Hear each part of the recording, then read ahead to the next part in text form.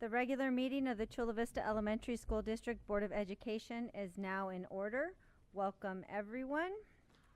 All board members are present. We will now approve the agenda. Is there a motion?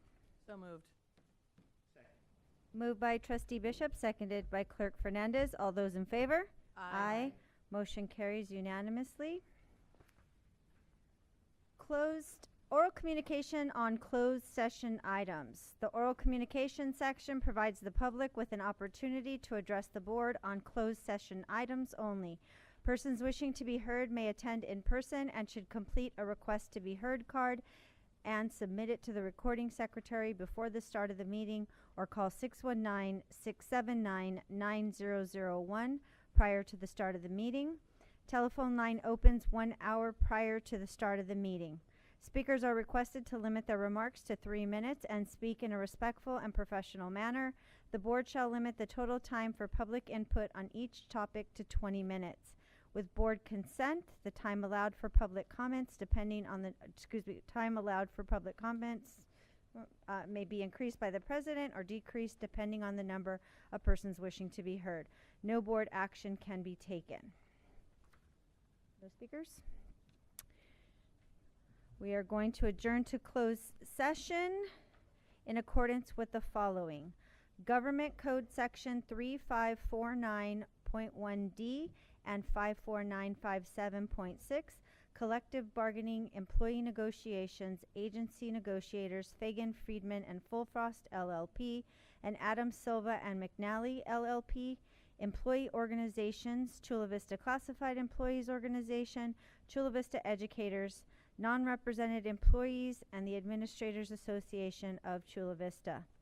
Government Code Section 54957, Public Employee Discipline Dismissal Release. Government Code Section 54956.9D2, Conference with Legal Counsel, Threatened Litigation, Petition for Late Claim of Minor JD. Government Code Section 54956.9D1, Conference with Legal Counsel, Existing Litigation in the Office of Administrative Hearings, Case Number 2023050972. Government Code Section 54956.9D1, Conference with Legal Counsel, Existing Litigation in the Office of Administrative Hearings, Case Number 2023090036. And Government Code Section 54957, Public Employee Appointment Employment, Title, Director of Leadership Development, Equity, and Access, also Principal 1.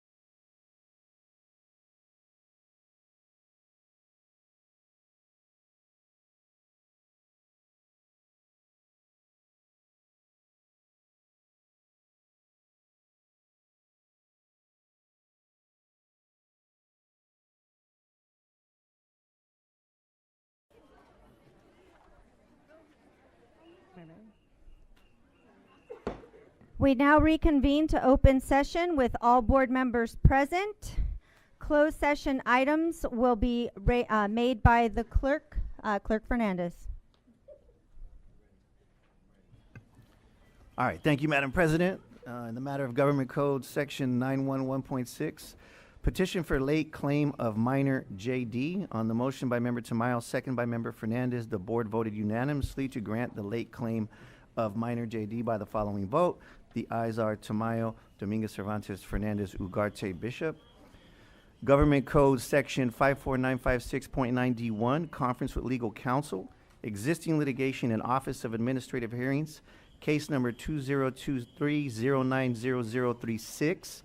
On motion by Member Fernandez, second by Member Bishop, the board approved the settlement agreement by the following vote. The ayes have it. Fernandez, Ugarte, Bishop, Tamayo, Dominguez, Cervantes. Government Code Section 54956.9D1, conference with legal counsel, existing litigation in Office of Administrative Hearings, case number 20230500972. On motion by Member Tamayo, second by Member Bishop, the board approved the settlement agreement by the following vote. The ayes are Tamayo, Dominguez, Cervantes, Ugarte, Bishop, noes, Fernandez. Government Code Section 54957, Public Employee Appointment Title, Principal of Wolf Canyon Elementary. On the motion by Member Fernandez, second by Member Bishop, the board approved the employment of Robert Pollock as principal at Wolf Canyon Elementary by the following vote. The ayes are Fernandez, Ugarte, Bishop, Tamayo, Dominguez, Cervantes. In the matter of Government Code Section 54957, Public Employee Appointment Title, Director of Leadership Development, Equity and Access. On motion by Member Fernandez, second by Member Tamayo, the board approved the employment of Ryan Santos as Director of Leadership Development, Equity and Access by the following vote. The ayes are Fernandez, Ugarte, Bishop, Tamayo, and Dominguez, Cervantes abstained. That's it. Can I get someone to close the door, please, so we can conduct business?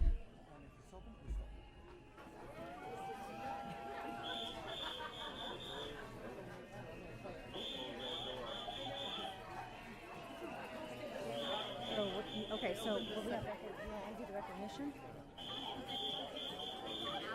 After the recognition?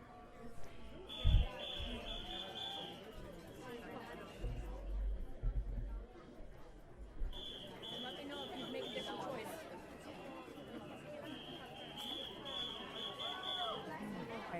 Great.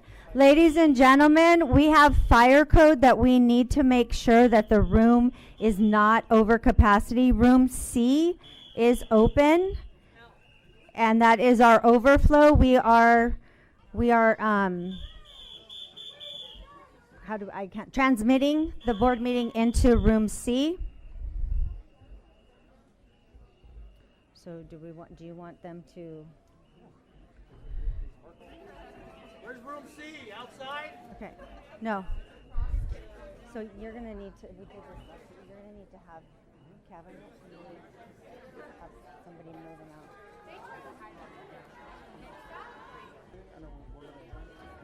Okay. All right, ladies and gentlemen, in order to meet the fire code, because we know the number of seats, if you are seated, you can remain in the room. Everyone else needs to move to room C, and we're going to adjourn and begin once the room is at capacity.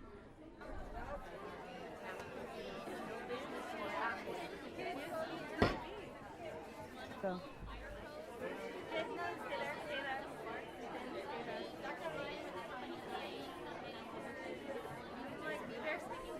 The students can stay because we capped them in the capacity. So We've been here since 5:20. They're expendable Of because course, you should have put it into it then, we're not not paying the now. teachers enough, so kids You must. allowed us in this room.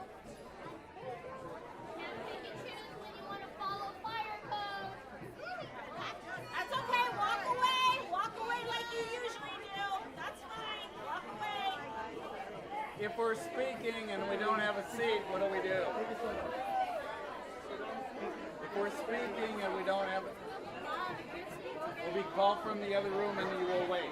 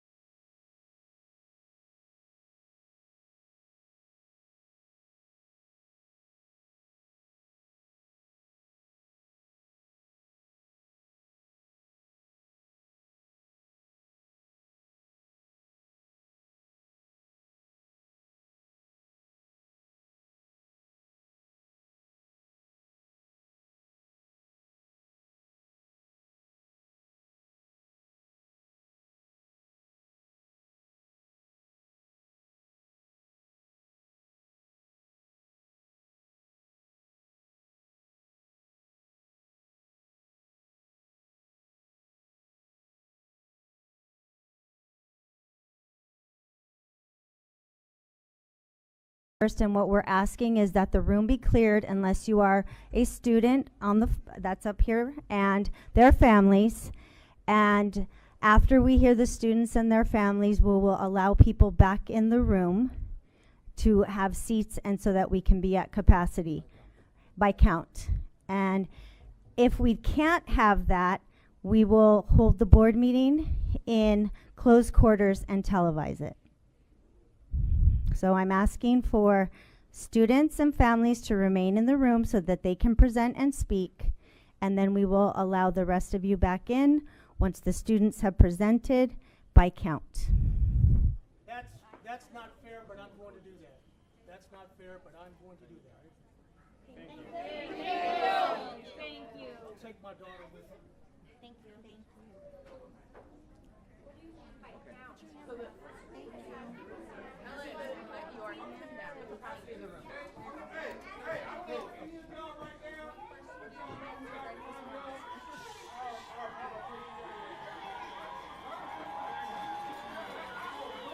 Now,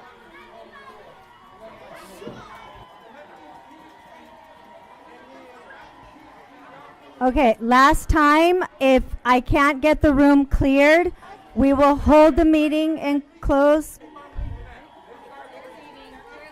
Thank you. Thank you. Support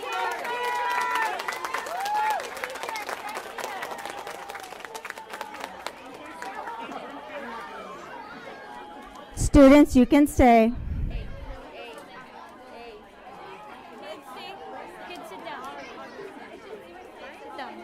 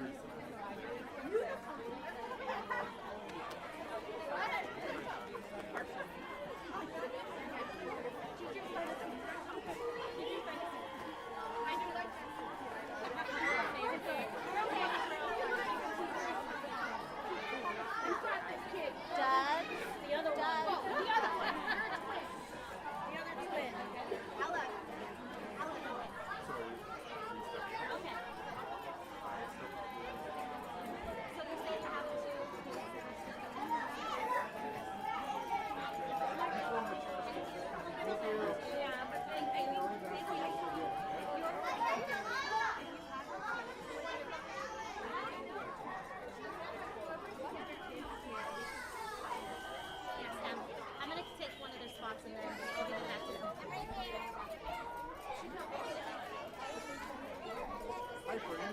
They're fine, they're fine, they're fine.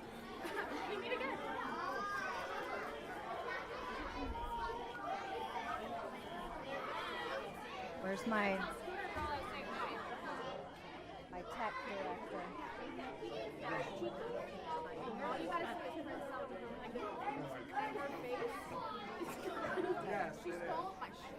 Flexibility here for the kids, back here and then back. Where, where's my? Dubs.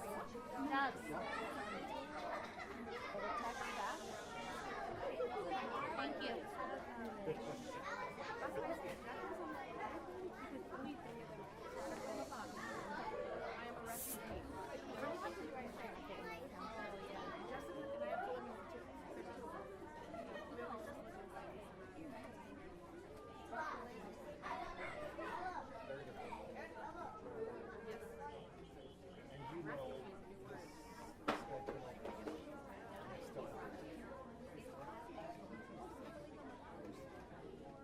I'm waiting for Jacob.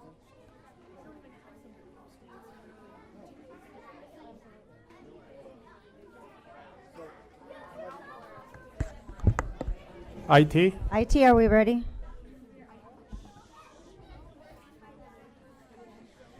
The open session of the regular meeting of the Chula Vista Elementary School District Board of Education is now in order.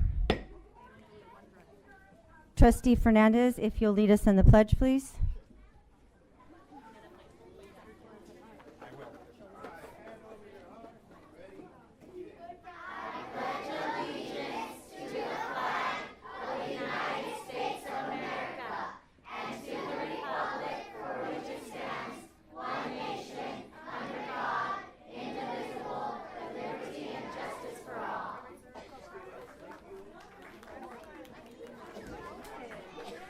Thank you.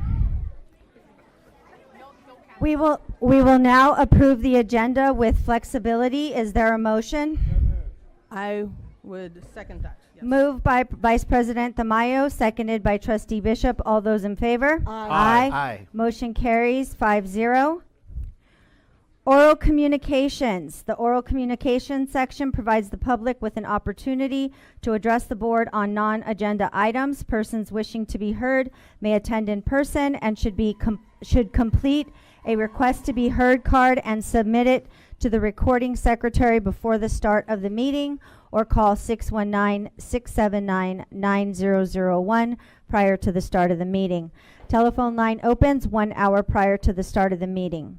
Speakers are requested to limit their remarks to 3 minutes and speak in a respectful and professional manner. The board shall limit the total time for public input on each topic to 20 minutes. With board consent, the president may increase or decrease the time allowed for public comments depending on the number of persons wishing to be heard. No board action can be taken. We will be hearing from the students. We will go back into the regular agenda and come back to all other speakers. From Fahari Jeffers, Tracy Torres.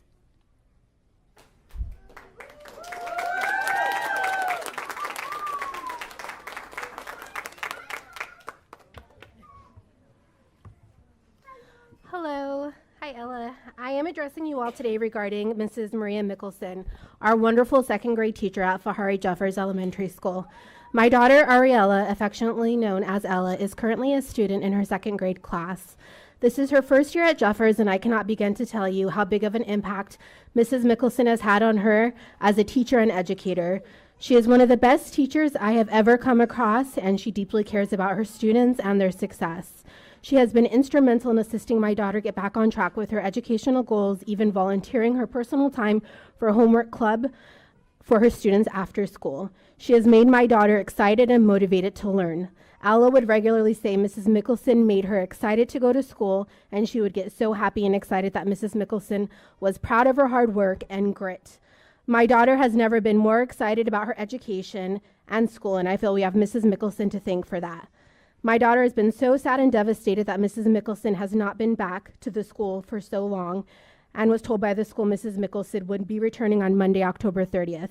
My daughter was heartbroken when that was not the case, and Miss Mickelson never returned. I stood witness to all the sad and disappointed faces from her students on that Monday morning at lineup when she did not return, many of them verbally expressing their frustration, sadness, and disappointment she had not returned. It's very clear that her students and us as parents desperately miss her and want her to return. I am speaking today because I hope that Miss Mickelson can return to our school, our Ohana, and her second grade classroom where she is dearly beloved and belongs. My daughter and our family would be absolutely devastated if she did not return, and I believe her educational goals would be and have already been severely impacted in her absence. Again, I cannot stress the huge impact Ms. Mickelson has had for our family. It's hard to come by teachers who care so much about their students and invest everything they have, all of their resources, into their well-being, success, and education. There is an energy and presence Ms. Mickelson brings, and you can just feel her depth of love and care for her students. Ms. Mickelson is being treated unjustly and forced out of a school, community, and classroom who wholeheartedly supports her and wants her back. We hope for her return for the best interest of all the children in her classroom and the school as a whole, as she is a huge asset to us all. I know I'm not the only one that feels this way, as she is such an impactful human being. We never asked for a new teacher, our children's second grade class, and it is not right or a moral solution to this issue. I urge the board to do what is right and just regarding this matter. We stand in solidarity with Mrs. Mickelson. Thank you. Thank you. Mrs. Umali or Umali? Hello, good evening.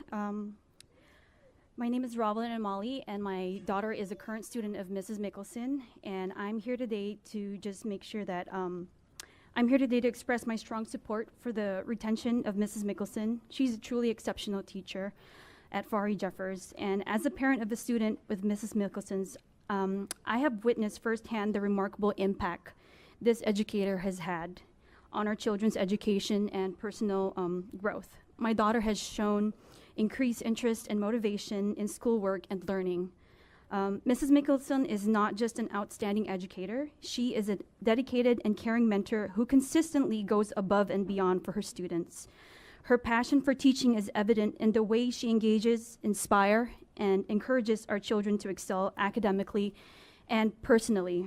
One of the most remarkable qualities of Mrs. Mickelson is her ability to tailor her teaching methods to meet the diverse needs of a student. Her approach fosters an inclusive and welcoming classroom environment where every child feels valued and empowered to learn. I have seen the positive results in my child's academic progress, self-esteem, and enthusiasm for learning. I firmly believe that the invaluable contributions she brings to our school far outweigh any challenges.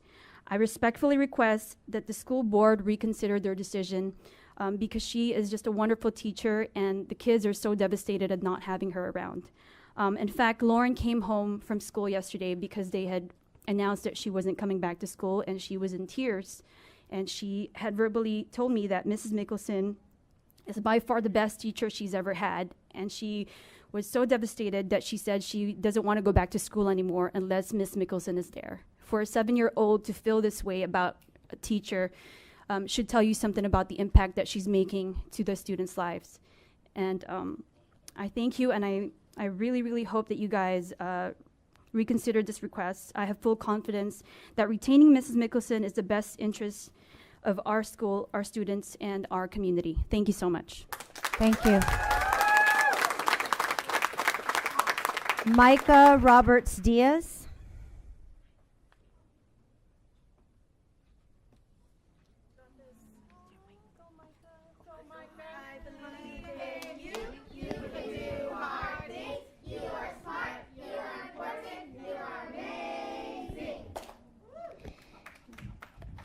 Good evening.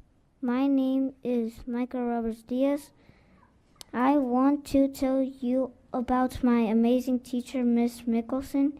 She made a huge impact on my learning, and I miss her so much. When she was in the classroom, I felt like I really belonged.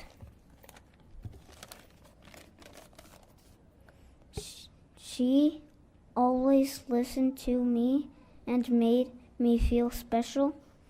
Learning was super fun with her. Please, Board of Education, bring Miss Mickelson back to Fahari L. Jeffers. Let her keep making a difference in our lives. Ohana is forever. Thank you. Thank you.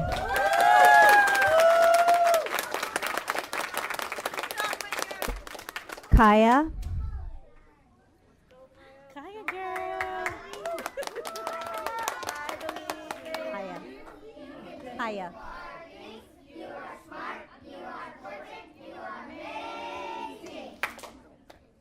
Hi, my name is Kaya. I wish Miss Mickelson can come back. She is my favorite teacher because she is funny and makes learning fun. I miss seeing her at school. Please bring her back. School is not the same without her. You done? Yeah. Thank you.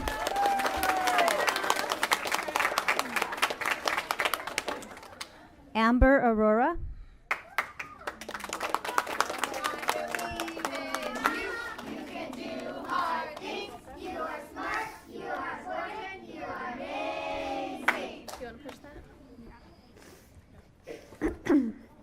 Good evening. My name is Amber Aurora Mickelson.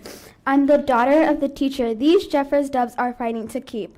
I'm a 6th grader here in the district. I love sushi and Korean barbecue. I like volleyball, art, and dancing, hula, and a Harry Potter fan. Here today, I represent survivors of trauma.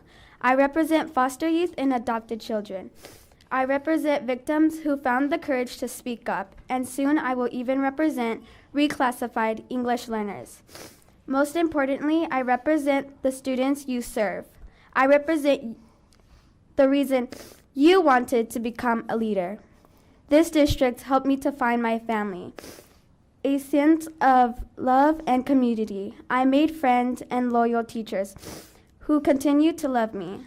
I always felt happy and safe in this district until about a month ago. A few weeks ago, my life and my mom's life changed. I did something scary and took bravery and risk, and I spoke up upon a family matter. But then you sent out a letter to the community blasting out information that took me months to find the courage to speak up on, because I was too afraid that people would know more than they should.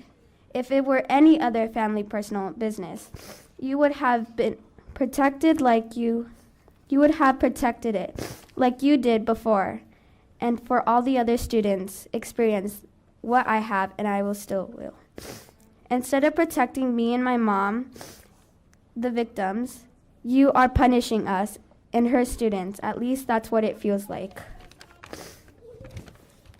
My mom and her students at Jeffers Elementary have always felt like family to me.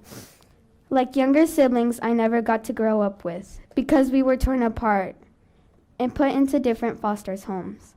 My mom and her students were heartbroken because now they're being torn apart from each other like my siblings and I. Each of you have power to stop this from happening, especially you, Dr. Reyes. Dr. Martin Luther King said, "Darkness cannot be driven out with darkness. Only light can do that." So why do I feel like you have added darkness to our darkness? Where's the light you have the power to put on? I keep wondering, was my speaking up worth it? Should I remain silent because if I known my pain would also become more pain for my mom and her students, maybe I wouldn't have said anything. My grandmother always tells me to pray. Always pray, and I'll do that. I'll pray that each of you find courage to be the light for my mom and for her students. I pray that he reminds you why you wanted to become a leader in the first place.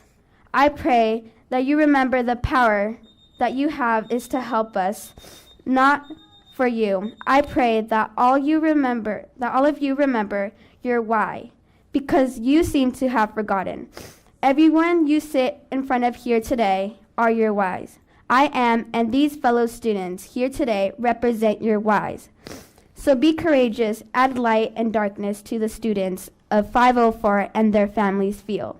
Give them back their teacher, my mom. Thank you.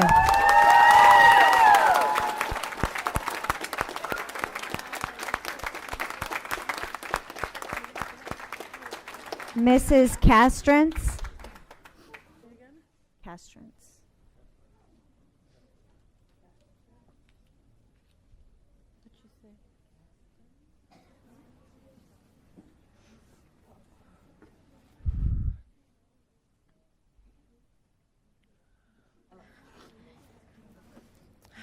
Hi, I'm Mrs. Castrance. You can call me Grace. In Mrs. Mickelsen's class, my son Zian, it's different from. I'm not prepared for my writings today, so I'm just gonna blast out. So I saw the difference with my son. He's very motivated in learning every single day. Every time he comes home from school, he's like, I need to do my homework, or else Miss Mickelsen's gonna get mad at me, or else, this and that. I'm not gonna have a good points, the star points. He wants to have a high score in those. I just want to have my Miss Mickelsen back in school so that all the kids here, not just my son, will be happy. Because as of right now, they always get divided in groups to go to different classes, third grade. But they're second grade. They're supposed to be with their right teacher. First grade, sorry. Oh, okay, they're divided in all different classes. So I want them to learn as the second grade. So what Miss Mickelsen's teaching them, it's the right way. And I know I like strict teachers, don't get me wrong. And she has that. She has all the capabilities of teaching these kids to be in the next high grades or up above. I'm sorry, I'm just nervous. Please bring back their teachers, 504, Miss Mickelsen. Thank you. Thank you.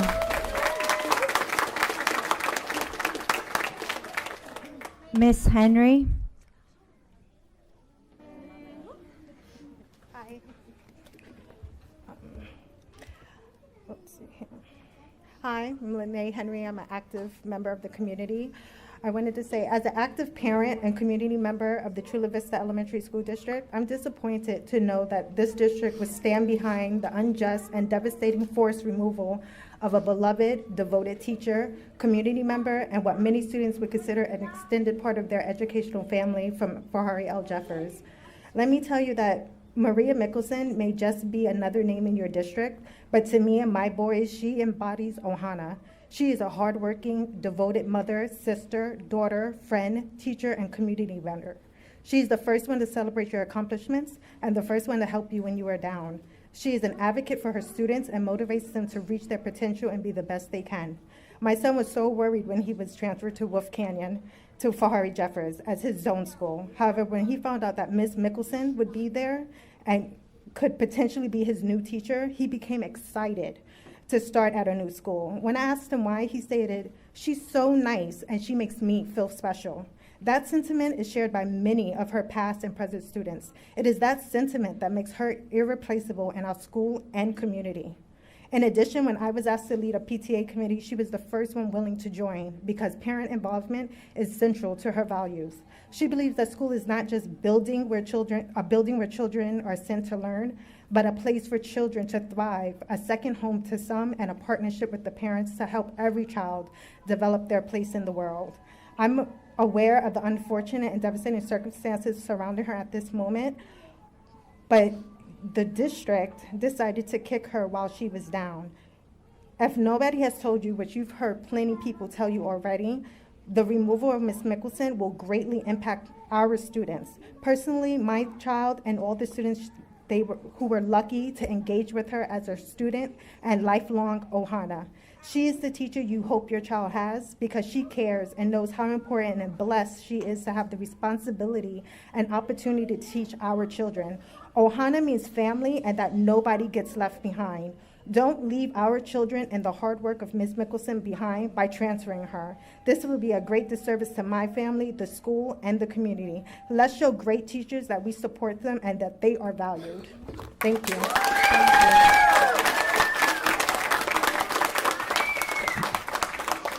I want to remind the board that as a point of order, we cannot discuss personnel matters in open session. We thank all of you for speaking.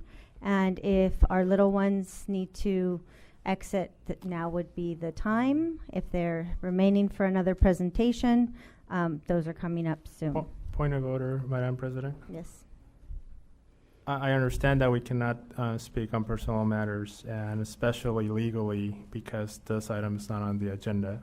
However, we can petition the district to put this item on closed session for the next board meeting to reconsider, and I understand that I would need a second. I would second that. Yeah.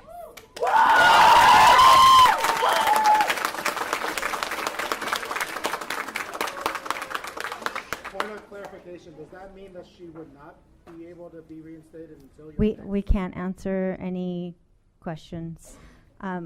So with that said, and it being seconded, just know that it will be on the board agenda for closed session for December. All right.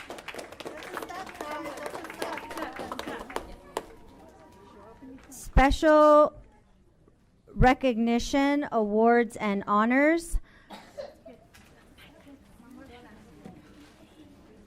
I'm going to give them time. Romeo. Both girls. Ellis, Romeo. Dubs.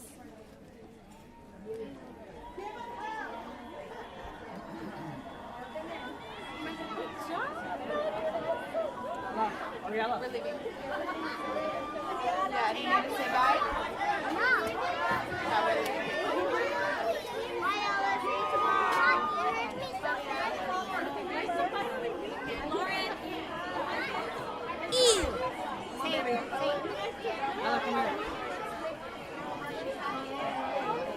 Am I allowed to ask you a question?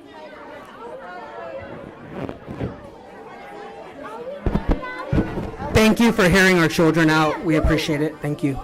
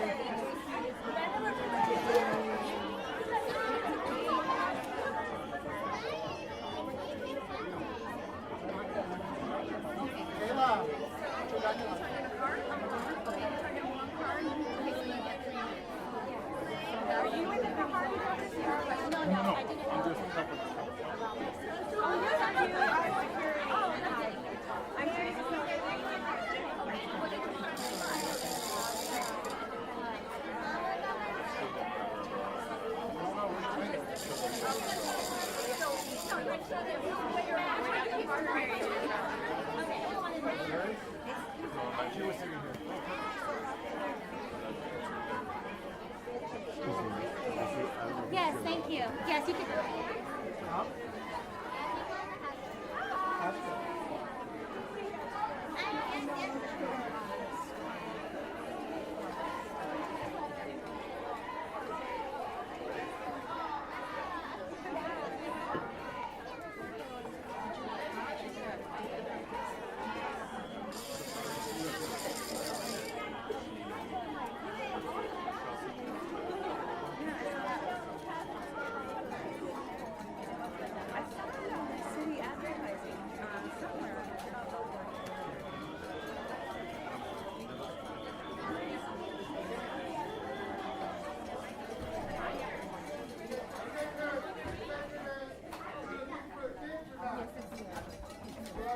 Recognition of Ella B. Allen and Liberty Elementary School teams for participation in the South Bay Pumpkin Smash Game of Throws.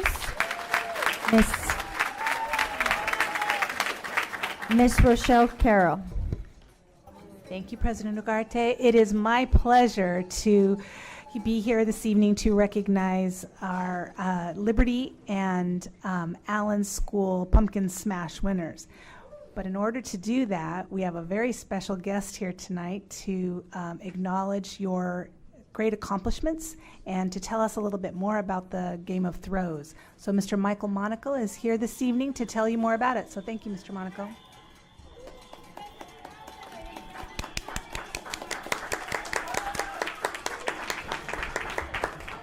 I have to confess my disappointment. When I came here tonight and I found like a half an hour to find a parking spot, I really thought it was for me. I'm like, wow, I know our event's really great, but boy, does it draw a crowd. So I might suggest that we hold meetings at our Pumpkin Smash. We have room and we get a great attendance. I'm Michael Monaco. I am the Executive Director and Coordinator of the South Bay Pumpkin Smash, which is a STEAM-based competition that involves children from 3rd grade to 12th. These students study and learn basic physics as they design a medieval siege machine for the simple pleasure of throwing a pumpkin right after Halloween. We have had participation in the past from Chula Vista Elementary, but I will say very much thank you to Superintendent Reyes, who after last year had the chance to throw a pumpkin, walked up and said, "We're in next year." And 2 schools showed up, and they really brought it. So we had Allen Elementary that actually had 3 teams, Team 1, Team 2, Team 3, and their Team 3 placed. And then I got a call from a teacher from Liberty Elementary, and he says, I'm running with this with the support of my PTA, Scott Krellin, and he actually designed his own device and brought it. Is Scott here? The kids designed it. Well, they designed a. Is that you, Scott? Come on up here. Come up here. Coming up here. We've been looking for you.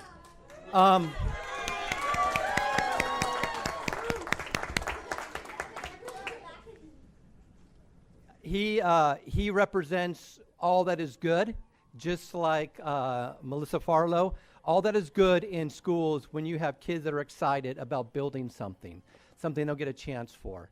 So in the spirit of brevity, I'm not going to talk too long, but I do want to make shout outs to both these teachers who really stepped it up and got the kids involved. The kids learned. They came and they competed. They succeeded.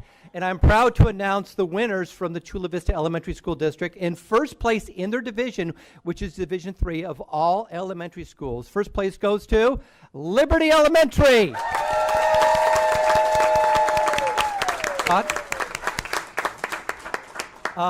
One thing that excites kids when we're building, they're like, oh, wow, what are you doing? You're going to get a prize. What's the prize? Money. They're like, what? So first place in his division is a $100 gift card presented by Dennis Kyle from Wired, who Wired showed up and brought their big bucket truck.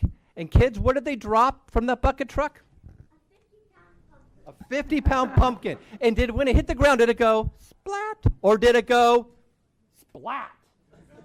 It was a big sound. So here to present your award, your prize money, is Dennis Kyle from Wired Fiber.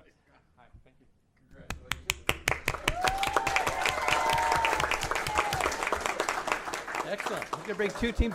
Go ahead and go up front, please, and get a picture. Oh, yeah. The team. Yes, the team. All the kids from Liberty Elementary, please come forward.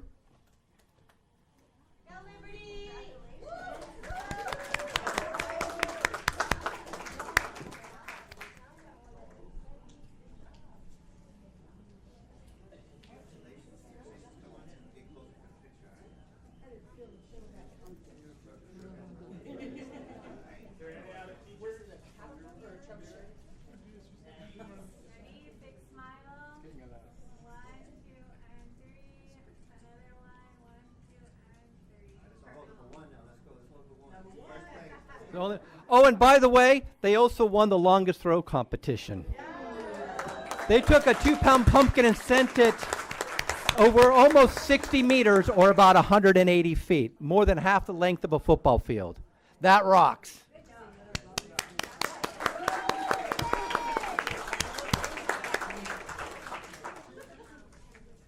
And, oh, no, we're good. No. I got a face for radio, and I'm all over my own publication. But you can put Dennis in. And then the other team that placed was from Allen Elementary. They had 3 teams, and one of them really figured out their device, and that is Team 3 from Allen Elementary, who took 3rd place. And that team was run by Melissa Farlow, who, you talk about herding cats, 3 teams.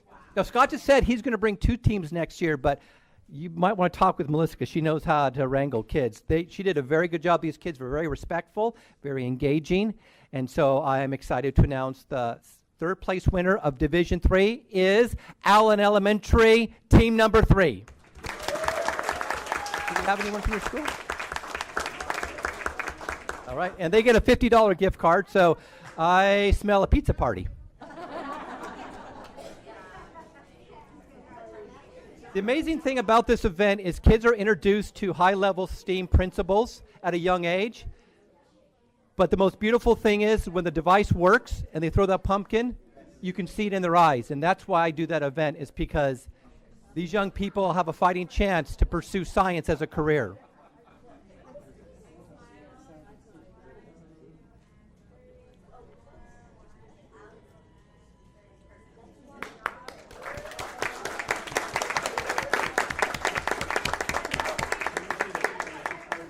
And to end this presentation, if your child or you're interested in more information about South Bay Pumpkin Smash, you can pick up your copy of our hometown newspaper. They're listed there in their awards and other good community information.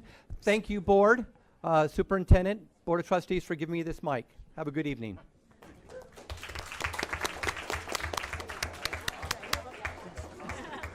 Thank you.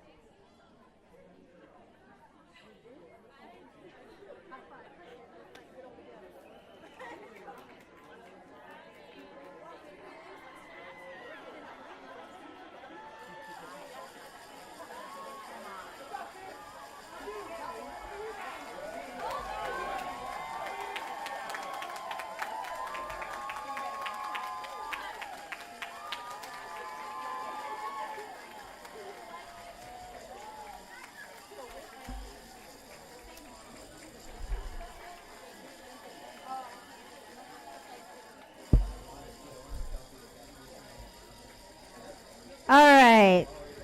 Recognition of Veterans Day and the work of Chula Vista Elementary School District's military school liaisons. Miss Rochelle Carroll. Thank you again. Okay, so as you all know, Veterans Day is a very special day set aside to honor and recognize the service and sacrifice of all military veterans in the United States. Veterans Day pays tribute to all veterans living or deceased and acknowledges their contributions to the nation. It's a day to express gratitude for the sacrifices and selfless contributions made by those who have served in the armed forces to protect the freedoms and values of the United States. In honor of Veterans Day, we want to express our deep gratitude to all those who have served our country.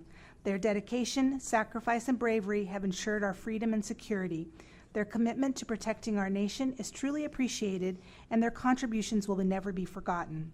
We want to thank them, honor them, and celebrate them today and every day. The district is proud to not only have employees who are veterans serving in our schools and district office, but we also have over 2,290 students from military families across the district.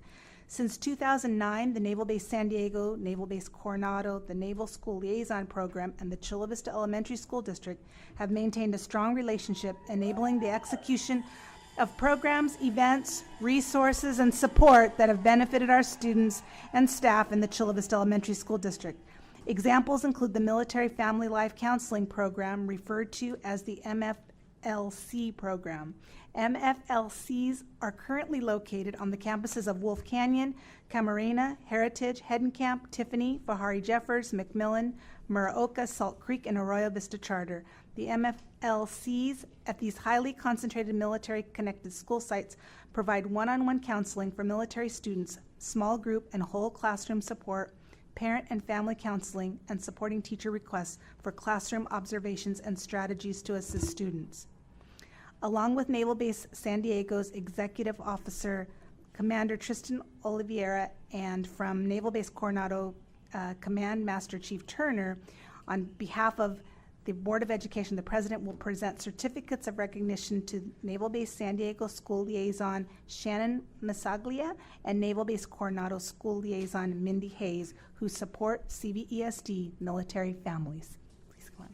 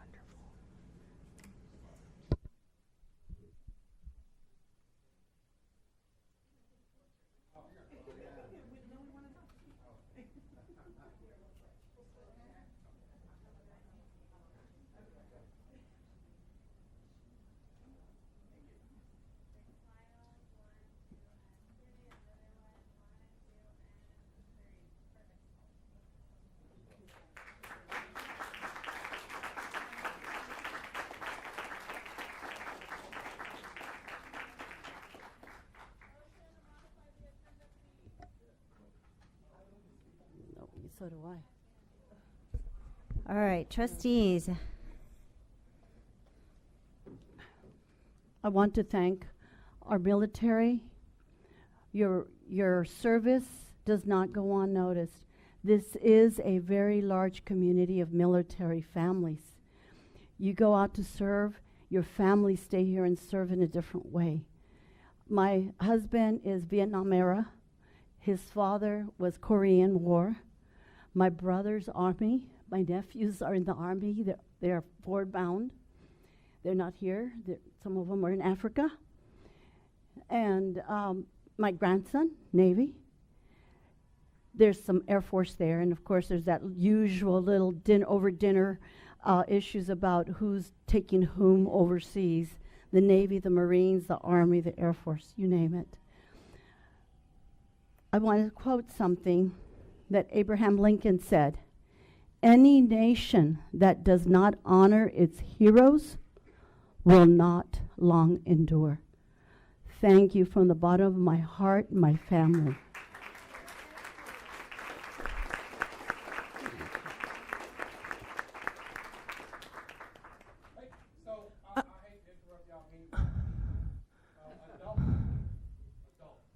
Understand this. I know there's an agenda. I have school teachers in my family, principals and everything across the nation. I have people on the board across the nation. Understand what the purpose is for. It is not for you, you're adults. It's for the children. It's for our future. And if you're focusing on you, you're missing the picture. I'm sorry, wait, ma'am. Please. Sorry. Okay. Please.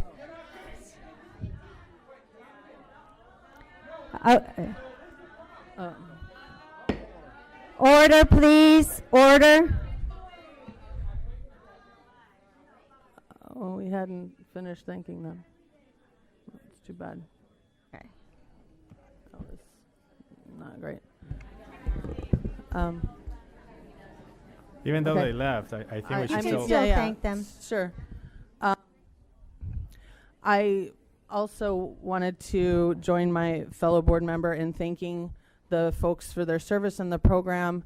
It is an invaluable program for our military families, and I love that we were able to honor them tonight.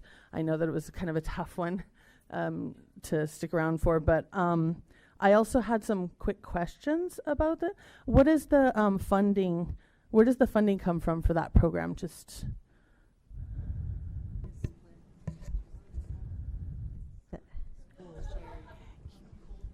You know what, I will have to check further on where, I know that the schools share the cost. Gotcha. You know, from the different schools, and then we also have some grants that have helped us as well. But I can get that information to you and make sure that it's in the board update. Thank you. The reason that I ask is I was approached by a military mom of 4 at a different school that's not listed here. I noticed that I think all of these schools are east of the 805 where we have a large population, but I know that there's military families all over our district. And I'm just wondering if there are other ways that we can expand the program, maybe seek out additional grants so that we can support the mom that I was talking to whose husband just deployed for 6 months and she's got 4 kids by herself right now. So I would love to explore expanding the program so that we can support more of our military families. But again, I love the program. I'm really excited that we offer it here to those schools that we are able to, and I would love to expand it. Thanks. Thank you.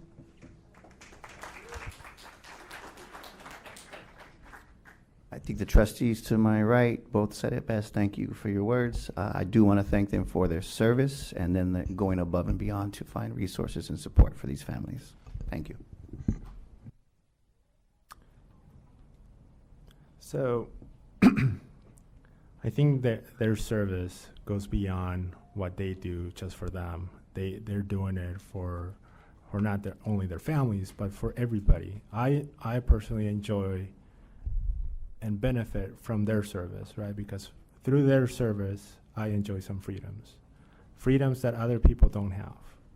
And while we can have differences in opinions, I think, and I'm ashamed that we treated this service member like that. He can have his opinion, and we might not agree with it, but he should have earned our respect for what he does as a service member. So I'll leave it at that. I too want to thank the service members for their service to us, and I think for me it's very poignant when I go to the sites and I talk to the students that are in military families, and they share the sacrifice that they're making. But it warms my heart because the pride in their voices about speaking about their service member, and they tell me that it's all worth it because to them, their family member in the service is their hero, but they also feel like they're the community's hero, and I agree with them. So thank you to those servicemen and women for their service, and thank you for the information regarding the program, and I do have questions, but we can talk later. Thank you. All right, moving on with the agenda. Communications to the Board of Education. Chula Vista Classified Employees Organization, Miss Angela Reed.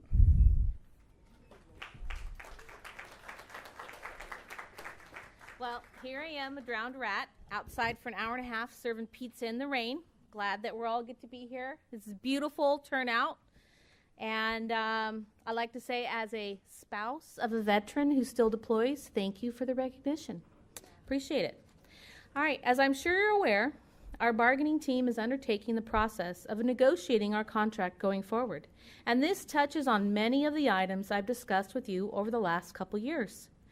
Those items are equity, the employees that fall under the United Way's ALICE, and the vital roles that classified employees fill throughout the district. To emphasize my points tonight, they're here tonight in force, right? Because CVESD works because we do.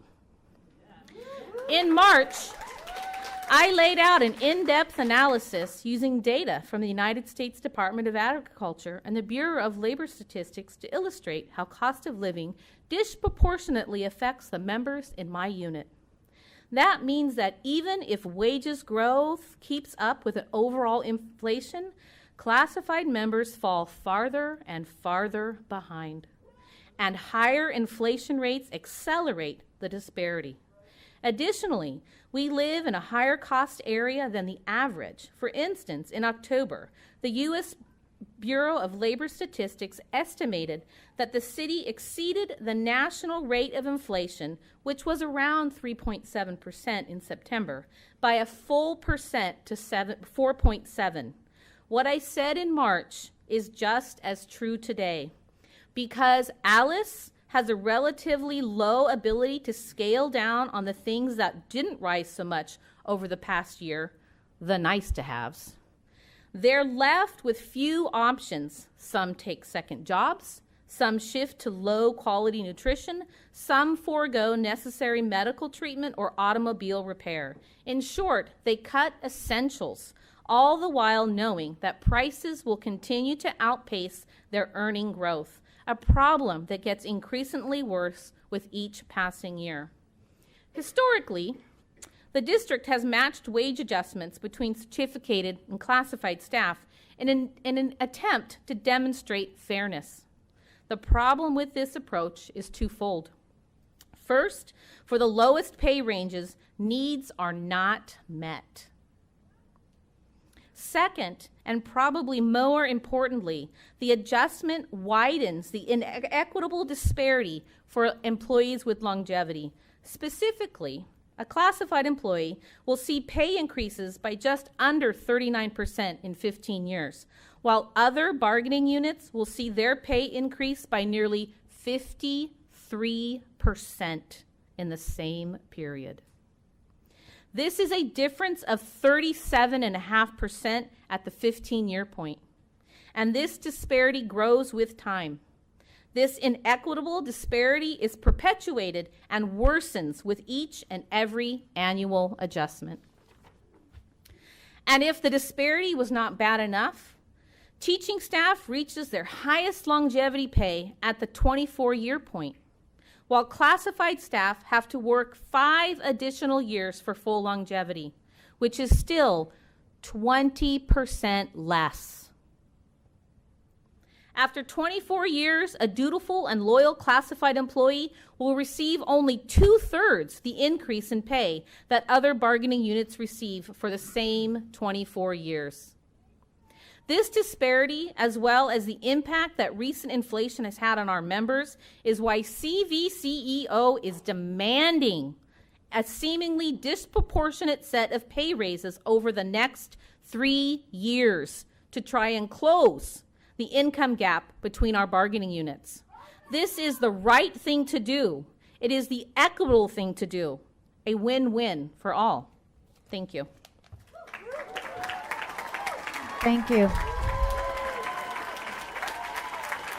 Chula Vista Educators, Ms. Rosie Martinez.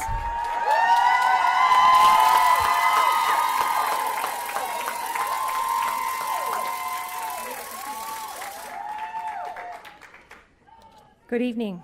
Tonight I'm here to talk to you about bargaining. We've had very good results and we're thankful for new language around transfer and evaluation. However, there are still many concerns and much work to be done.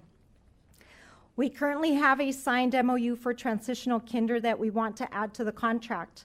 The district's response was to cross it all out because TK is now just one more grade and therefore does not require special language.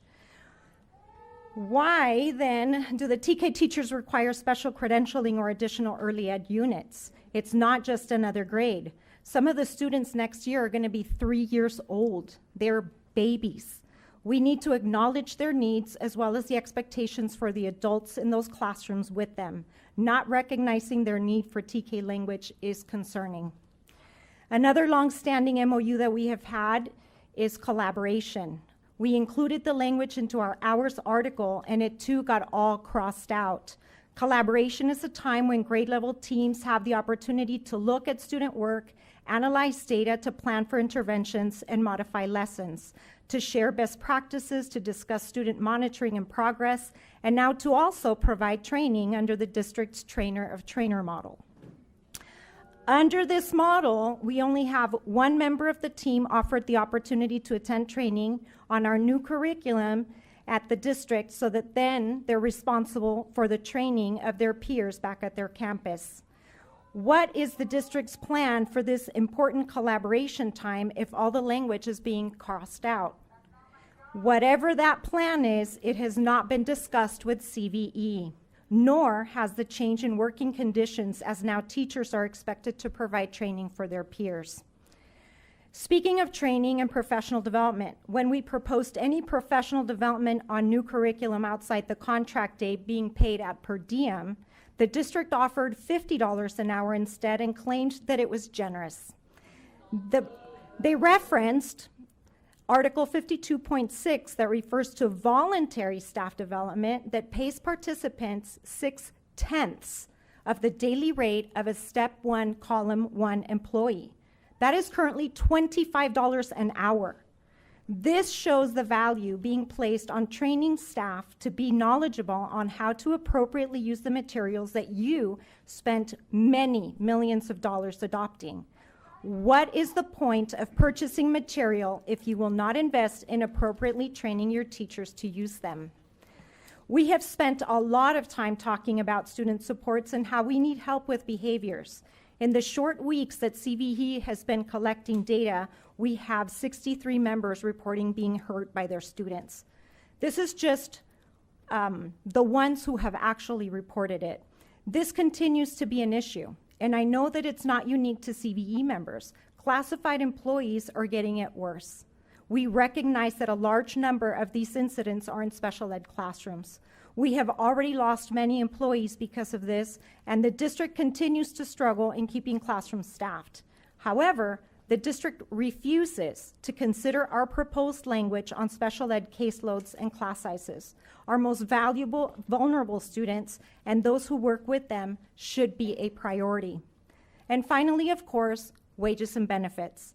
The district has received over 22% of ongoing money between this year and last.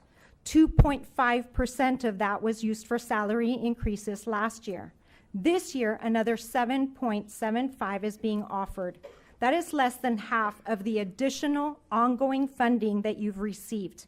You also received a lot of one-time money through ESSER funds. We have seen how that money was used for its purpose of supporting students after the pandemic with impact teachers, counselors, additional psychologists, etc.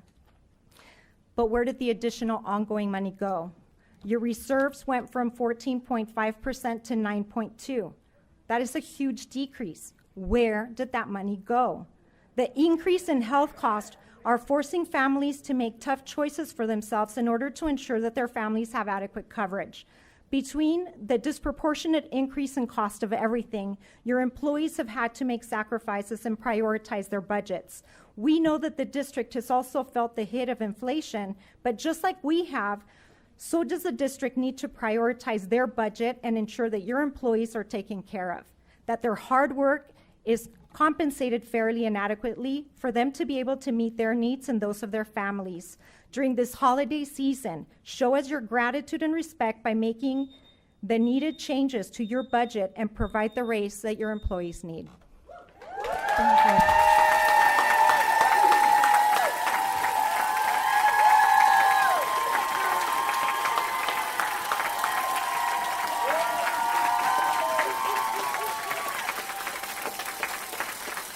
Administrators Association of Chula Vista, Ms.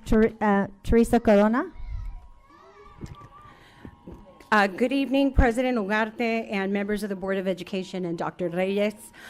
This evening, as President of the Administrators Association Chula Vista, one of 3 labor partners in CVESD, I would like to share with you all more about who we are, what our goals are as a labor union, and what affiliations we have as a local union. Present this evening is our union's Vice President, Mr. John Greenwell. Administrators Association Chula Vista was established in May 2022, 3 school years ago. We represent principals and associate principals in our district and are the collective bargaining unit for our members. We believe that our members play a pivotal role in carrying out the district's mission and vision, and with a united voice and collective strength, we want a respectable quality of life for our members. Our mission includes advocacy for fairly negotiated collective bargaining rights, wages, workload, and working condition for our members. We want to protect and ensure the equitable treatment of our members. We want to effectively communicate with all our members and to ensure that their concerns are appropriately addressed. We want to promote the professional well-being of our members, and we want to empower our members to provide the highest quality public education for our students. That's who we are.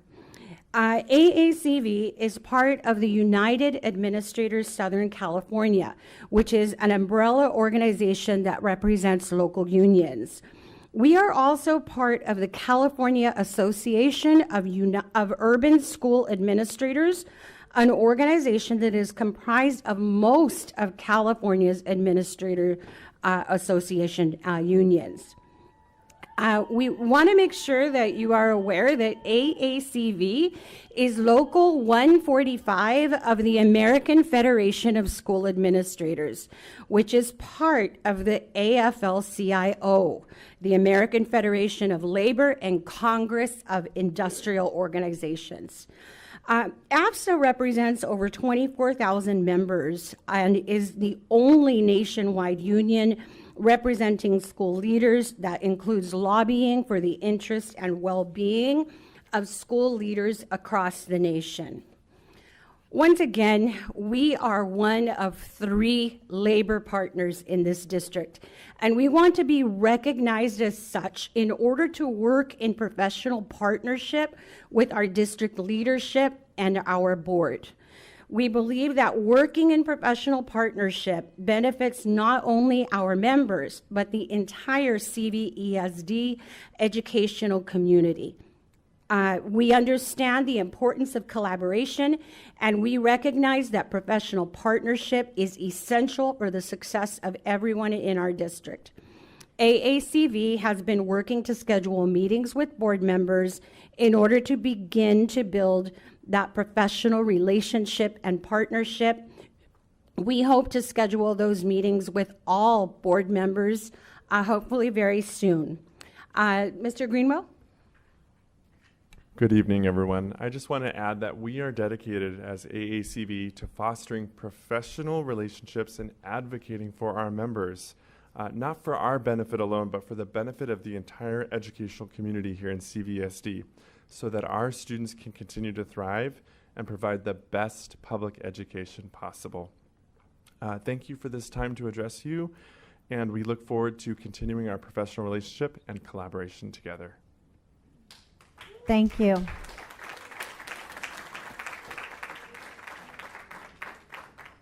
Oral oral communications. The oral communication section provides the public with an opportunity to address the board on non-agenda items. Persons wishing to be heard may attend in person and should complete a request to be heard card and submit it to the recording secretary before the start of the meeting, or call 619-679-9001 prior to the start of the meeting. Telephone lines open 1 hour prior to the start of the meeting. Speakers are requested to limit their remarks to 3 minutes and speak in a respectful and professional manner. The board shall limit the total time for public input on each topic to 20 minutes. With board consent, the president may increase or decrease the time allowed for public comments depending on the number of persons wishing to be heard. No board action can be taken. And I'm going to call you up in sets of 3, so you know when you're next. Kenda Ward, Tracy Talamantes, and Rosemary Lowry, yeah. Good evening, trustees and Dr. Reyes. My name is Kenda Ward, and I'm a 5th grade teacher at Finney Elementary. I would first want to express my frustration in how the district claims to value teachers, yet the latest negotiation on wages doesn't even cover the cost of living that we have witnessed over the past couple of years. We struggle each year with rent increases, food costs, and childcare. But what the district is offering doesn't allow teachers to build a better future in our own personal lives. I also would like to address another supposed top priority of yours, which is safety. I had a student bring a knife to school and directly threaten at least 4 of our students' lives, saying, "I will kill you." It was the district's response to suspend the student for 5 days, during which time I had several community circles with my class in which they expressed feelings of anger and fear. If you could hear the fear and experience the trauma that the students are experiencing as a result of this, it would be clear why I'm standing here in this position to advocate for my class. In his return, he has been supported and taken up all the resources of our school counselor, while there has not been any ongoing support for any of the students who were threatened, nor the students that normally receives services from our school counselor. And with recently having a gun on campus and now this knife incident, my students are expressing that they are not feeling safe. And as their teacher, it is my responsibility to keep my students safe. And it is your responsibility to support me in doing so.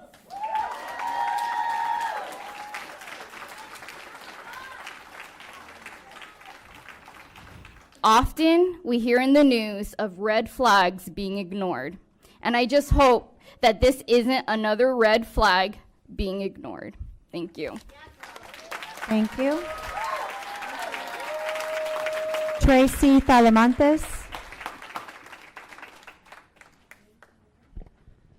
Good evening. Thank you for being here and for listening to all of us who are here to speak to you and to request things from you. My name is Tracy Talamantes. I am a proud 2nd grade teacher at Chula Vista Hills Elementary School. I am our school's CVE representative. I've been our school's rep for over 10 years now. I am an active union member, and I am a proud union member. But more importantly, I'm a proud member of Chula Vista Hills, and I am here representing them and speaking on behalf of my CVE members at my school. I'm here to respectfully request of our board that you please direct the district's bargaining team to bargain in good faith. They are continually coming to bargaining unprepared. They are continually coming to bargaining with not the back and forth that bargaining is meant to be. They're coming with everything crossed out as opposed to the words are escaping me right now, but a back and forth, a compensation, a give and take, and it's insulting. It hurts us as teachers. We want to be respected. We want our jobs to be taken seriously. We want you to understand how hard we work every single day for our students. And our district says that every student is an individual of great worth. How are we really saying that if students are coming to classes with 25 to 30 other students, with one teacher who does not have the support of psychologists, counselors, nurses, because a lot of our schools don't have full-time counselors, psychologists, and nurses. We are not giving our students the support that they need. I am one individual in my classroom of 24 students. I cannot do this job alone. Our contract, we're negotiating for all of our members and for our students. This contract isn't just about us as teachers. This contract is about our students. And we need the district support for our students and for us. As many people have said, it's wages and healthcare is a huge part of it as well. For us as professionals, I know of colleagues who are working 2 to 3 jobs because the money that they're making as an educator does not support their family. I know of our district and the COLA money that they've received, but that's not passed on to the employees. My paycheck currently is less right now than it was last year. I make less money this year as a 27-year educator than I made last year. Please support us, give us what we deserve so that we can give our students what they deserve.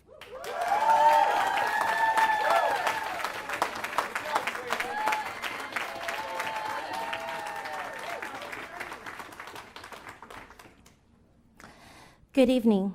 I am Rosemary Lowry, a Fahari Jeffers PTA member and a SPED parent advocating for the future of Fahari Jeffers Elementary School and its students. As a SPED parent who has had to take a leave of absence recently due to my school concerns, I worry for my child and our vulnerable student population who will be impacted by the very high turnover Fahari Jeffers has seen since its recent opening in the 2022 school year and the loss of high impact leaders that we have. I implore you to hear the voices you heard tonight of the community and reinstating of Mrs. Mickelson to her position at our school, as she is a key faculty member whom the parents and the students trust. We are losing highly valuable teachers and staff who advocate for our students at an alarming rate and at no fault of their own. We cannot afford to lose teachers and staff who care, who advocate, and whom we could trust. As someone who has much respect for the school district and the school board, who sees the work you are doing, I do ask that you please help us with the resolution as soon as possible so that her students can have a return to normalcy and a review of the position turnover at Fahari Jeffers so that it can remain a safe and inclusive environment for teachers, staff, students, and parents. In addition, as you will be revising and approving the parent volunteering guidelines at the schools to be more transparent, I do ask that you please ask your schools to welcome all parents to volunteer with the same transparency, as I have encountered roadblocks to my many requests to volunteer, which especially as a SPED parent is concerning. As our community is a valuable resource, we should be utilizing our community volunteers to their full degree and in accordance with the district policies. I know you want more for our students, which we do as well. We have a common goal. We are on the same team. Please build a bridge with us so that Fahari Jeffers can be a model CVSD school where school meets community. Thank you for hearing us tonight. Please bring a quick resolution and investigation. And also thank you to the teachers and staff tonight for your support as well. We see you too. Thank you. Thank you. Next, we have Ron Marcus, employee 111436, and Leticia Hernandez.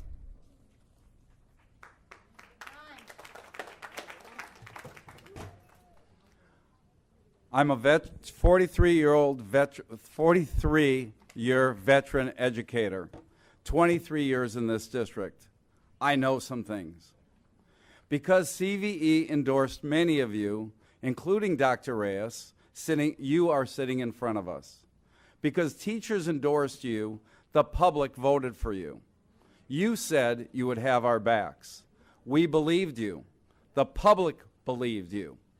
Oscar Escovedo is the custodian of our funds. No disrespect to custodians. You never said, when you ran for office, that you would have Oscar's back. Every time we bargain, Mr. Escovedo says to the board the consequences of what we're demanding. But does he tell you the consequences of not giving us what we deserve? He says the sky is falling. He's always said the sky is falling. The sky would have been on the ground and in the dirt for 15 years had the sky fallen. The sky's not falling. Our special ed department is barely functioning. There are more untenured teachers than tenured teachers. We have only 13 district nurses. That's all. We are suffering. We are literally being scratched, kicked, punched, and bitten by students. Teachers are not coming here because other districts are putting more money into their pockets. I'm inspired by two people. Fran Drescher, who led her union on a 118-day strike. And Frederick Douglass, who said, "Power concedes nothing without a demand. It never did, it never will." What do you want your legacy to be? Do you want your legacy to be, oh, we listened to the custodial funds? Or do you want your legacy to be, we lifted teachers up? I say, choose the latter. Choose teachers. Choose teachers. Thank you.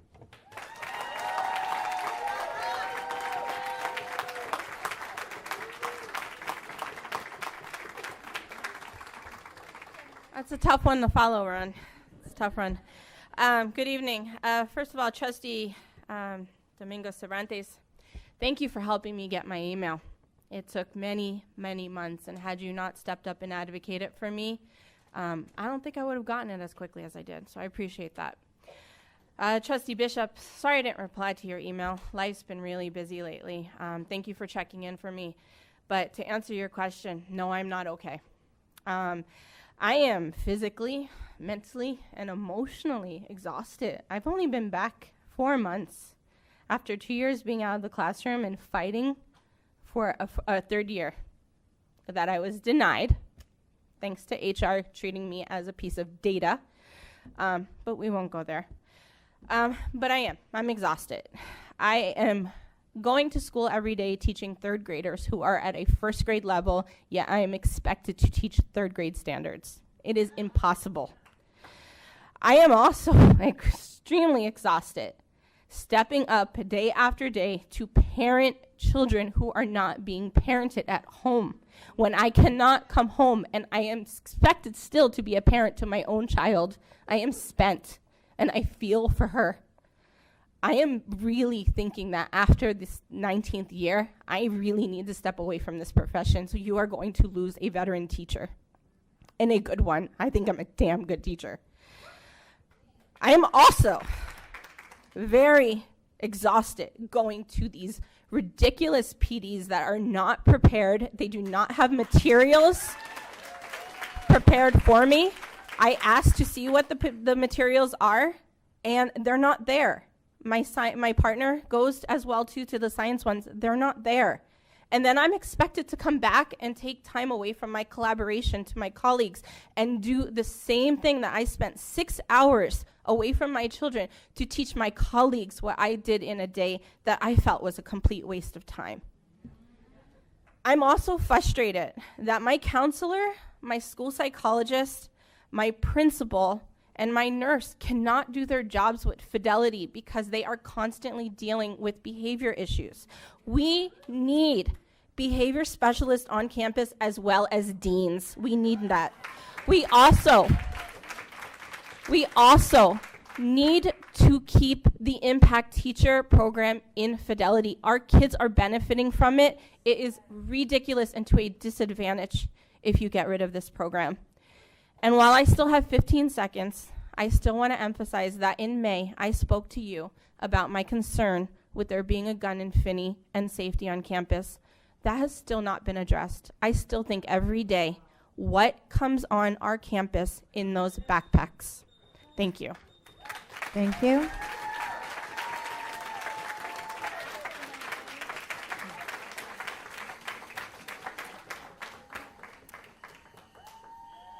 Good evening.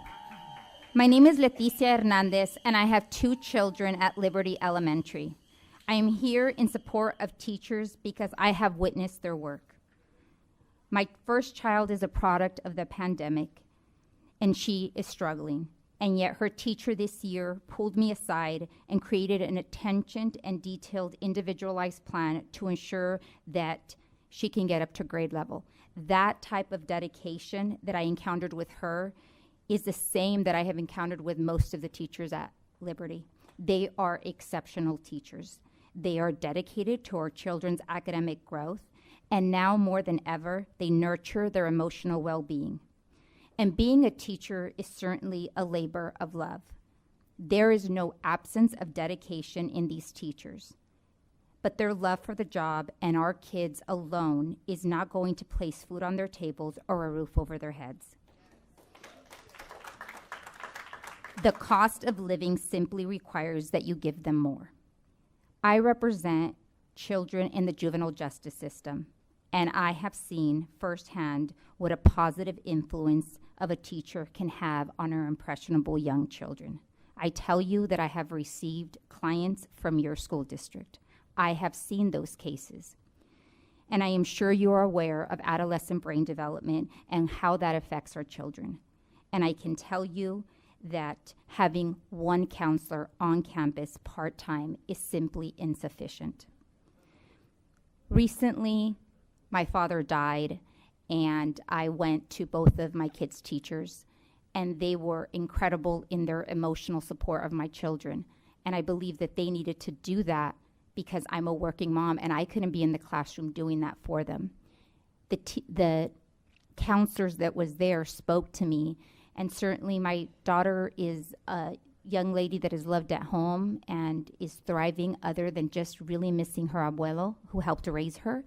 And it's unfortunate that I was told that, you know, she really doesn't need the counseling, except I did get her counseling because I know she needs it, but I can understand that this counselor is impacted by much higher needs at the school.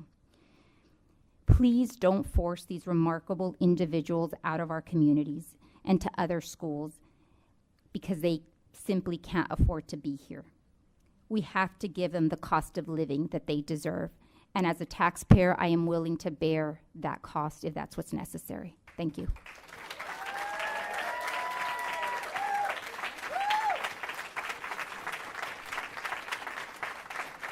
Next, we have Martha Rivero, James Moffitt, and Dr. Alexis Aviña. Rivero. Good evening, Board of Trustees and Superintendent Reyes. Have you ever had to check your bank account every 15th of the month to see if you were going to have enough to eat for the rest of the month? Teachers in the audience, if you can relate, please raise your hand. Our workloads are overflowing. Our insurance premiums have increased. The San Diego cost of living has risen tremendously. What is CVESD doing to retain experienced teachers? More importantly, what is CVESD doing to support new teachers before they burn out and leave? All teachers in CVESD are working harder than ever. Anyone who lives in San Diego knows how expensive housing can be. Medical coverage is at an all-time high. For 26 years, $800 a month was deducted for Kaiser medical coverage from my already limited paycheck. There was a couple of years that I pondered the thought of not paying medical coverage for my children due to a tight budget. This should not ever have to cross any teacher's mind when we care for other children and need to put our children second instead of first. Medical coverage would be a great incentive for all teachers to be fully covered like San Diego Unified does for all their employees. One of my colleagues investigated SIMSA coverage since she is a single mother. This coverage is at no cost for the entire family. She was in shock when she learned that you had to be a Mexican national or be married to a Mexican national to qualify. SIMSA should be available to all who want and need it. This is discriminatory. You need to cross the border to be seen by a doctor. God forbid you have an emergency in the United States. Did you know that the cost of living in San Diego is 44% higher than the national average? Housing has increased by 123%, utilities by 13%, groceries by 12%, and healthcare is 4% higher than the national average. Don't forget about the cost of gas. The cost of inflation is at an all-time high. Where is our cost of living adjustment? We should not have to negotiate something that already exists in the numbers. After working for CVESD for 30 years, I still wonder if my paycheck will last until the end of the month after taxes and medical coverage are deducted. This job is stressful enough without having to add stress about paying all your bills for the month.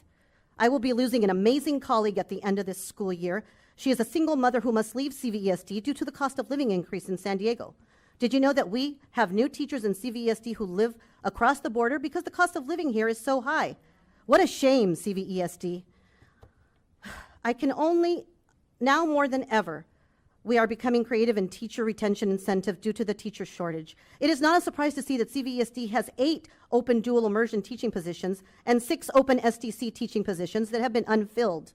How many more will we have next year? I can only imagine how many classified positions are unfilled due to a low salary schedule. Santee School District is offering a $15,000 incentive to LSHs. Fresno Unified won a 21% increase in salaries the day before their strike. Go Fresno! Portland schools continue fighting for a 23% raise and reducing class sizes. They have closed classes for 10 days due to a sub shortage. Go Portland. Many of us here are ready to do what is necessary for a decent living wage. I hope that you will take these facts into consideration. Our workloads should be able to be completed within a full teacher workday. No one should have to worry about whether to have health coverage for their loved ones. Our cost of living adjustment is past due. Your thoughts should be focused on how we retain experienced teachers and support new teachers. If CVESD really had our backs, then bargaining at the table should not be a challenge. Both sides should come together in agreement to benefit their employees' well-being. Thank you for your time and listening to my words.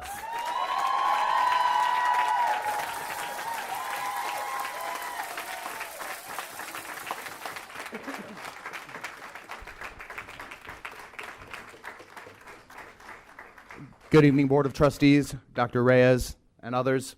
Thank you for hearing our individual voices here tonight. I know many of you here, but for those that don't know me, my name is James Moffitt. I am the director of a local nonprofit where our goal is to help students that are low income, first generation, get access to a quality education.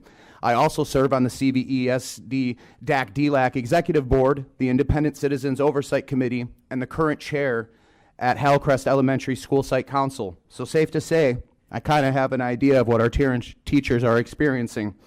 Education is and always will be a huge part of my life, but I'm here today as a concerned parent of 2 in this district and as a community advocate for our teachers. I know there are current negotiations taking place, and I'm here for you to meet the requests. Pre- and post-COVID life has been extremely difficult for everyone, especially our teachers, and a cost of living adjustment is desperately needed, not only to stay competitive with other districts, but to award our amazing teachers. I feel I don't even need to mention the cost of living in San Diego County, but even a COLA raise is not enough. Benefit costs are increasing, all while teachers are still having to come out of pocket for supplies. In one of my recent school sites council meetings, teachers were going to a seminar on the East Coast and are expected to come out of pocket for food during the duration of their trip. It's literally unacceptable. Going above and beyond their normal job duties to improve the quality of education for our students and having to pay for their food. I know teachers who have to work multiple jobs that have been working here for decades. Basically, improving working conditions for our teachers creates better learning environments for our students. If you have happy teachers, you have happy students. From the looks around the room, we have some work to do. My ask is to take our teachers' contracts requests seriously. Thank you for your time. Thank you. Dr. Alexis Avina. Good evening, members of the school board, administrators, fellow community members, esteemed guests, and educators. My name is Dr. Alexis Avina, and I am a candidate for a seat on this school board. I stand before you today as a parent, a Chula Vista Elementary School District alumni, a committed advocate for our students, our educators, and the entire school community. Education is the cornerstone of our community's success, and our teachers play a pivotal role in shaping the future of our students. Their dedication deserves our utmost respect and appreciation. I recognize the importance of the collective bargaining process in fostering a collaborative relationship between the district and our teachers, and it is a fundamental mechanism for addressing the needs of both our educators and the district. As I am closely following the bargaining proposals, I'm pleased to hear that tentative agreements have been reached on several articles, including evaluation, which represents almost a decade of negotiations. But we can do better. Many articles have yet to be resolved, including those on hours, class size, wages, health, and community schools. And I understand that negotiations can be complex and that the needs of many stakeholders must be balanced. However, prolonged negotiations negatively affect teacher morale and working conditions. A swift resolution not only demonstrates a commitment to our educators, but also fosters a positive and collaborative atmosphere within our schools. Our Chula Vista educators offer their dedication, tireless commitment, and compassion towards our children, which contribute to the growth and development of our community. Key issues like fair compensation, additional training days, professional development, and the engagement and improvement of working and learning conditions for students and educators is essential to embrace. We must ensure our teachers are valued for their contributions and investment in our own children. And it's not just about increasing salary, it's about acknowledging the multifaceted role educators play in the lives of our children and the broader community. I'd like to see the day that Chula Vista Elementary School District offers educators wages that are ranked among the top in the county of San Diego, not 33rd out of 47.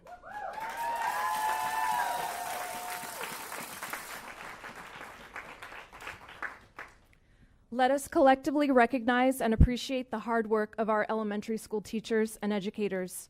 They are not just educators, they are shaping the future of our community, one student at a time. Let us collectively commit to actively working towards solutions that prioritize the well-being of our teachers, the success of our students, and the overall strength of our educational community. And I appreciate the opportunities to speak tonight. Your time and attention is critical to this matter. Let us move forward together. Thank you. Thank you.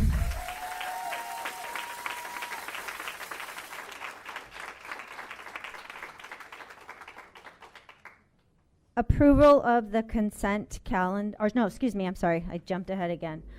District Safety Health Update, Mr. Romero.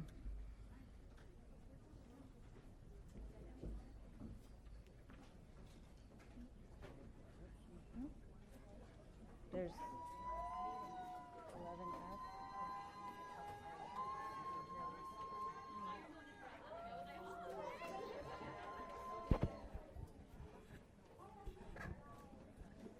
President Ugarte, governing board members. Right. Okay.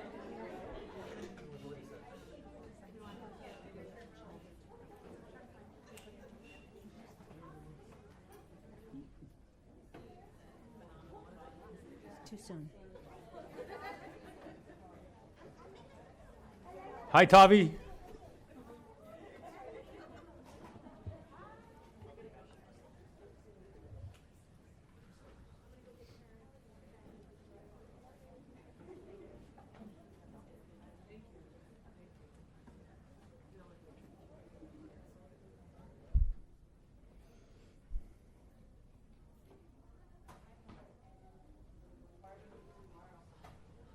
Trustee Fernandez.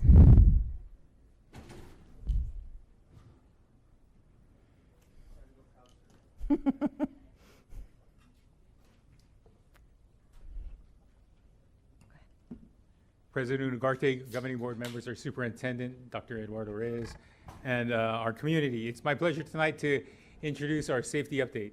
One of the things that our safety committee has really prioritized is getting recommendations from our community, our parent groups, our board, and our district safety committee has really wanted to ensure that everything going forward, our mission is to create the safest schools in America.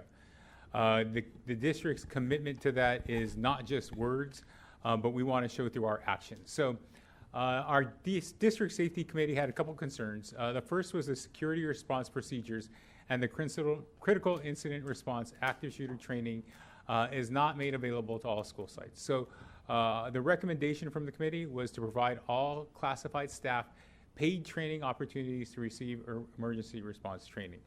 So we're listening to this, and we want to make sure that that becomes a priority to ensure that all of our staff has the safest protocols for our safety of our schools. The second concern was advanced emergency response training should not occur before staff receive the fundamental and basic training. So the recommendation was to provide all staff foundational training that can prepare our staff for more advanced training. So we're taking that to our committee meeting. So it's my pleasure tonight to introduce Ahmed Wiggins. Ahmed? Ahmed is an amazing leader in the community. With over 20 plus years in the military, he's worked in everything from emergency responses in wartime, emergency responses to natural disasters.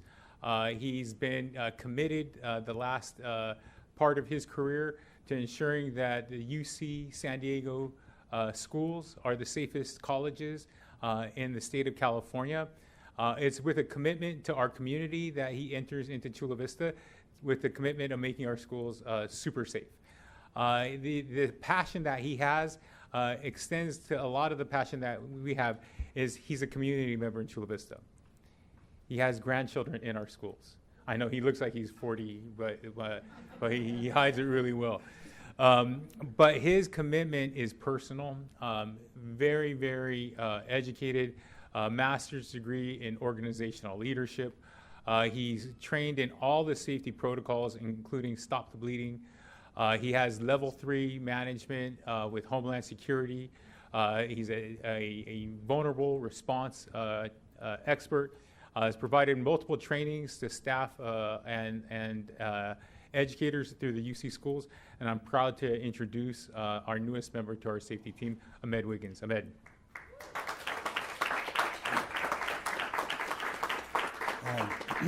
Good evening, everyone.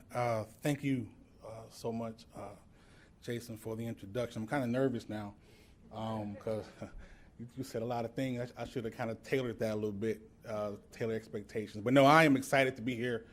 Super excited to be here to serve our community, to serve the children, the staff, the visitors, and all who may come across any of our campuses. I have all kind of ideas going through my head right now on things that we can do. I heard everything that was stated here tonight as it pertains to safety, and I give you my word, we will do our best that we can do to make our schools the best and the safest schools that we can, not just in California, but in the United States. So thank you, and I look forward to working with you all.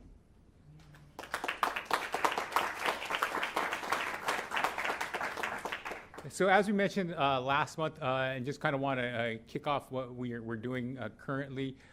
So our reports are 100% complete with the Sobel Group. Some of the things that are just a little bit of highlights that I wanted to share with you that will be coming to our next closed session in December. Some of the things that the Sobel Group has been part of looking at district priorities are addressing single point of entry, the standardization of door prop devices, increased fence heights and eliminating unattended fence access, and repairing or replacing window coverings. So those are just to highlight a few of the things that I know that we want to talk about. But we have over a 200-page report that we're going to be sharing with the board at our next closed session. So we might need to start a little bit early. WeTip officially kicked off November 1st, 2023. We've announced on Facebook, our Instagram, and our Twitter accounts that we have access to that. Posters have been provided to the schools, and the board got a chance to try it out last month. We do have some sites that have already had some experiences with that, and we're responding to them in real time. So great addition to our safety protocols at our schools. So just the three big things that we're going to be talking about in the coming months is the camera expansion to all 50 schools. So the 20 schools that we have that have access to cameras right now Our principals all have log-on devices. They can access those cameras. We have recordings that last 30 days, and we also have access to live transmission. We are going to be setting up a television screen in our security department that will also have access to the cameras. So if something's happened and reported to us, we can get on and see in real time what's happening at our school sites. So that's coming at the start of the school year with the remodeling of our safety office. The recommendations of the Sobel Group and our AJAX implementation. All righty. Thank you all. Questions?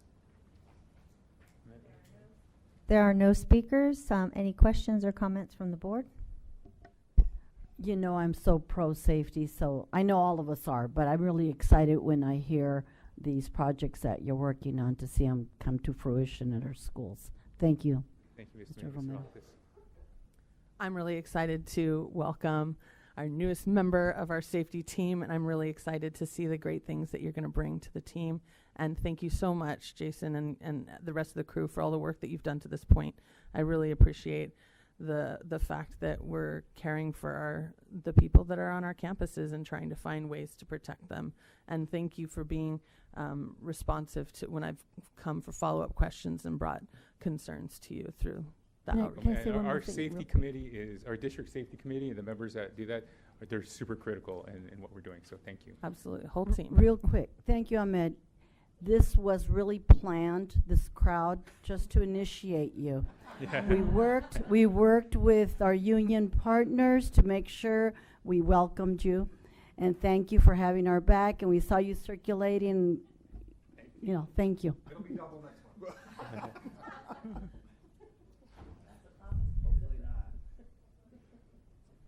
Any other? It's on the. Thanks for the presentation. No questions. And thank you, Jason, or whoever helped find Mr. Wiggins here. Feel safer with you around us already. You seem overqualified for the job, so we are lucky to have you here at CVSD. Welcome to the family. Really quick, Mr. Martinez, Fernandez, sorry. We had over 200 applicants to this position.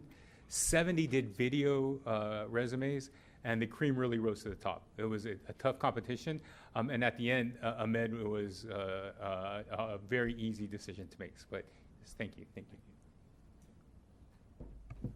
Oh, just welcome to CVSD. We hope that to keep you for a long time here, and that you help us improve the security of our district, and also for the students to feel safe. So thank you. I want to echo that, and there's enough room right back here for you at the board meeting, so just remember that. Thank you for the presentation tonight. I immediately saw the part of the value of having the Sobel Group come in, because one thing I always notice walking through sites, different sites, is the window coverings, because a lot of times we forget that they're not just to keep the sun out, but they're also to keep out anyone from being able to see into the room. So I was especially glad to see that that was one of our top priorities. So thank you, and I'm sure we'll see more value in closed session when we talk about the security of our schools. So thank you very much, and again, welcome. We're happy to have you. Thank you. All right, good job. Approve the consent calendar. The following items listed under consent calendar are considered by the board in one action. There will be no discussion on these items prior to the time the board votes on the motion, unless members of the board, staff, or public request specific items to be discussed and or removed from the consent calendar. And I know that the public has pulled 11F as in Frank. Do we have other items for pulling from the consent? Yes. 11A, specifically, I'll be referring to 11AD, page 57 of the draft agenda. Okay. 11B, specifically, I'll be speaking to 11BK, pages 6, 7 of 9, and 11BM, page 8 of 9.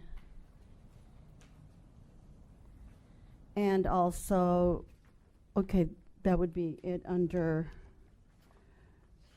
excuse me.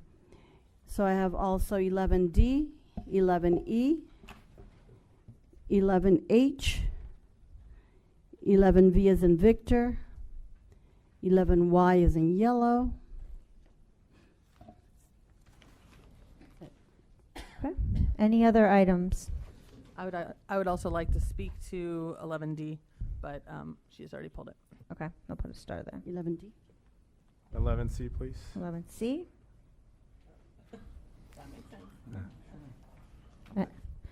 Okay. I move to approve.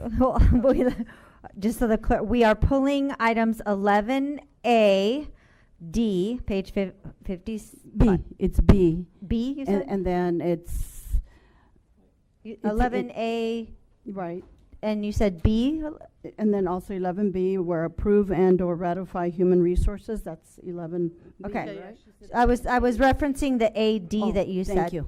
11AD, and then 11BK, and 11BM, 11C, 11D, 11E, 11F, 11H, 11V, and 11Y. Do we have a motion? So moved. A second. Moved by trustee Bishop, seconded by trustee Dominguez Cervantes. All those in favor? Aye. Motion carries 5-0. And 11A, Part D, trustee Dominguez Cervantes. Yes, I just wanted verbiage to be added. The reason it was addressed, and Rochelle kindly clarified that there was a formal complaint form that needed to have been completed. But I felt that it's important that I called out the accuracy of the zero report. Page 57? Yes. Yes. So I'll read specifically what I wrote. The Williams complaint. I questioned the accuracy of the zero report after I knew that I had personally brought forth parent and staff complaints. So during the October board meeting, I was informed, thank you, Ms. Rocha, that the formal complaint process requires a specific form to be completed. And since it was not captured on that formal form, then in turn it could not be rolled up onto the Williams complaint report. But I think it's important that it's called out that I questioned it and that I was provided clarification.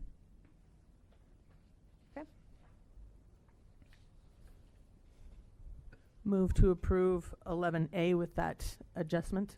I'll second. Moved by trustee Bishop, seconded by clerk Fernandez. All those in favor? Aye. Motion carries 5-0. 11B dash K. Correct. That's on pages 6, 7 of 9. B-K. Oops.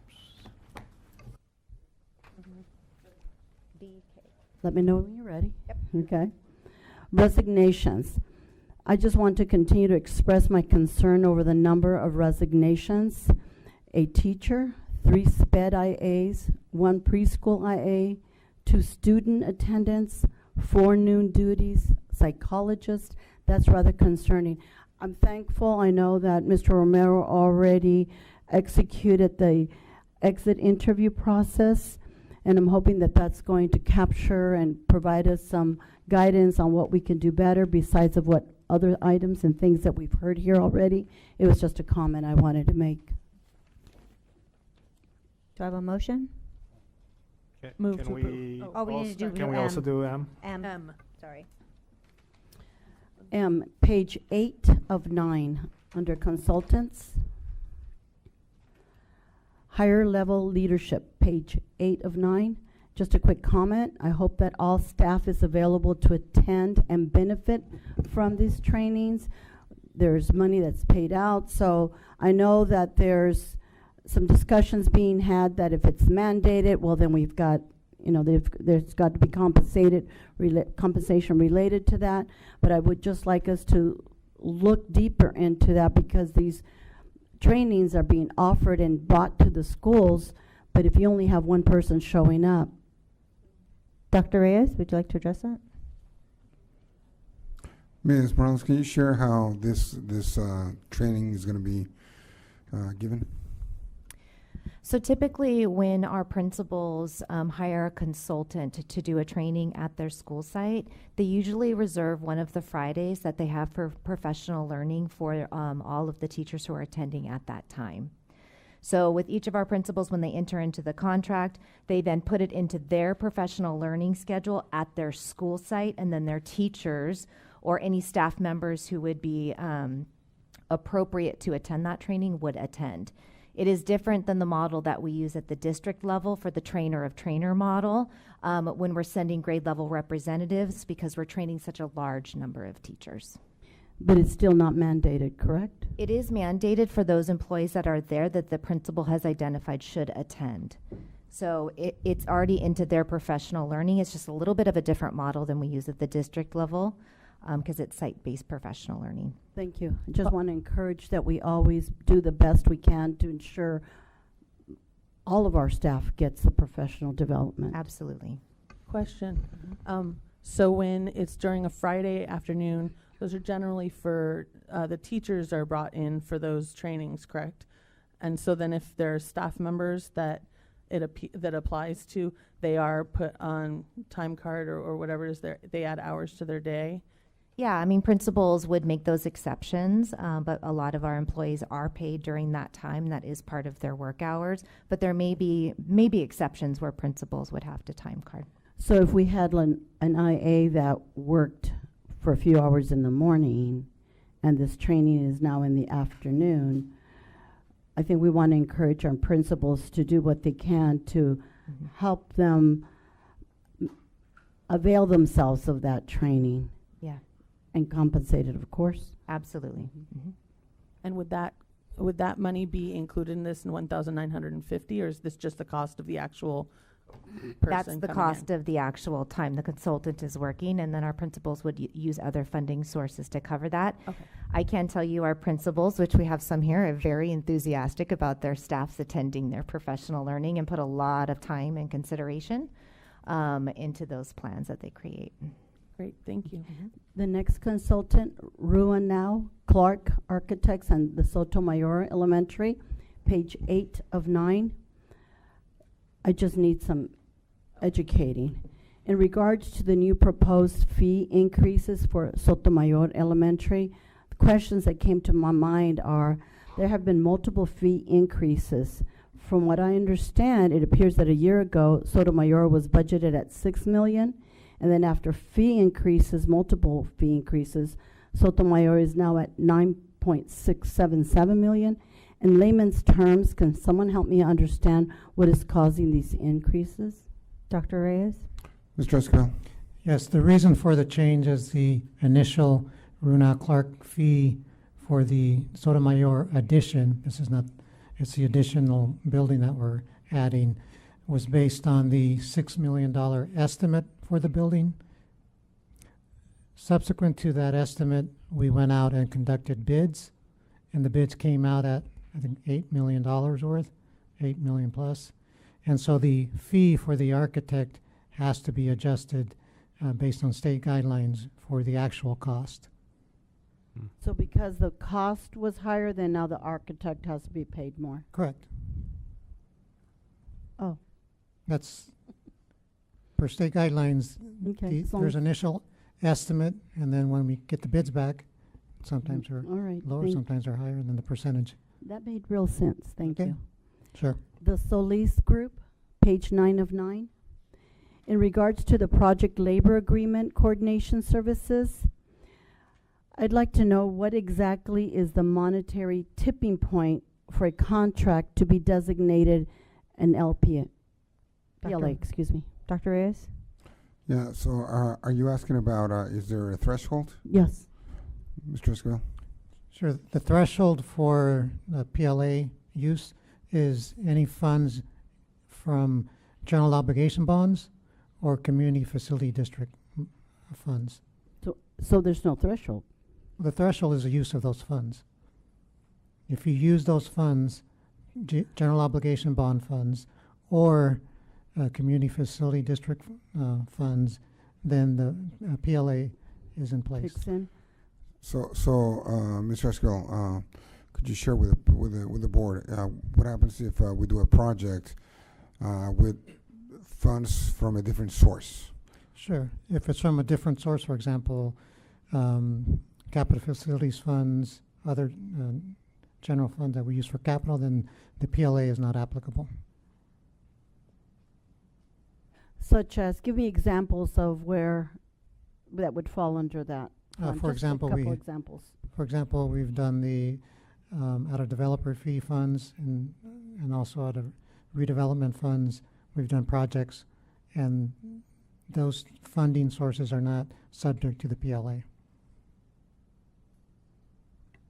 Is that at any level of spending? For those funds? Yeah. At any level. There's no threshold where the PLA kicks in? It does not extend because the PLA specifically only states general obligation bonds and community facility district funds. And that's because we wrote that specific Because clause that's what the into board our approved. PLA. And that's what the board approved. I see. And when did the board approve that? I forget. The last time 2017. it was it's a 3-year period of Re-upped it, time for right? December. Mhm. I think the next one is due 24. It expires December 24, I believe. This year? And Next year, 24. 2024. Normally, those PLA agreements are negotiated with our labor partners, so they agree with that language. So Cool. Thank you. Thank Welcome. you very much. Is that all for 11B? Yes, thank you. move to approve 11B. I'll Second. Moved by Vice President Tamayo, seconded by Trustee Bishop. All those in favor? Aye. Motion carries 5-0. 11C, the resolution regarding the absence of Vice President Francisco Tamayo due to illness on October 18th. I would just like to abstain. Yes, I know. So do I have a motion? So moved. Second. Seconded. Do I You get pick. to pick? You pick. Moved by Trustee Bishop, seconded by Clerk Fernandez. All those in favor? Aye. Aye. Motion carries 4 ayes, 1 abstention. 11D, both, first Trustee Dominguez Cervantes and then Trustee Bishop. Yes, adopt resolution acknowledging and establishing the month of November as National Native American Heritage Month. As is well known by my colleagues, I was the only one who voted to name our new school Kumai, the people of the West. As such, I would like to ask the chair the privilege of reading the proposed resolution. May I make a very small addition to the language? 3 words, I promise.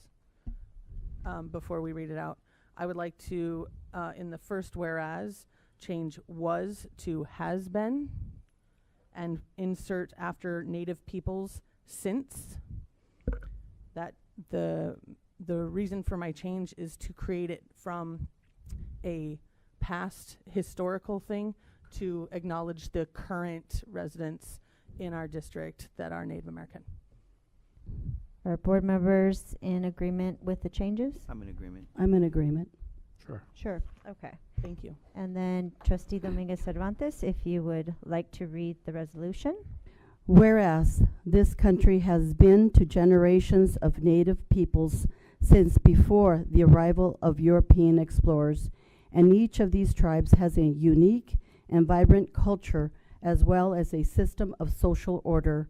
And whereas the European settlers were aided in their survival by the teachings of this country's first inhabitants and the contributions of the Native American to this nation's government, history, and culture are as numerous and as varied as the tribes themselves.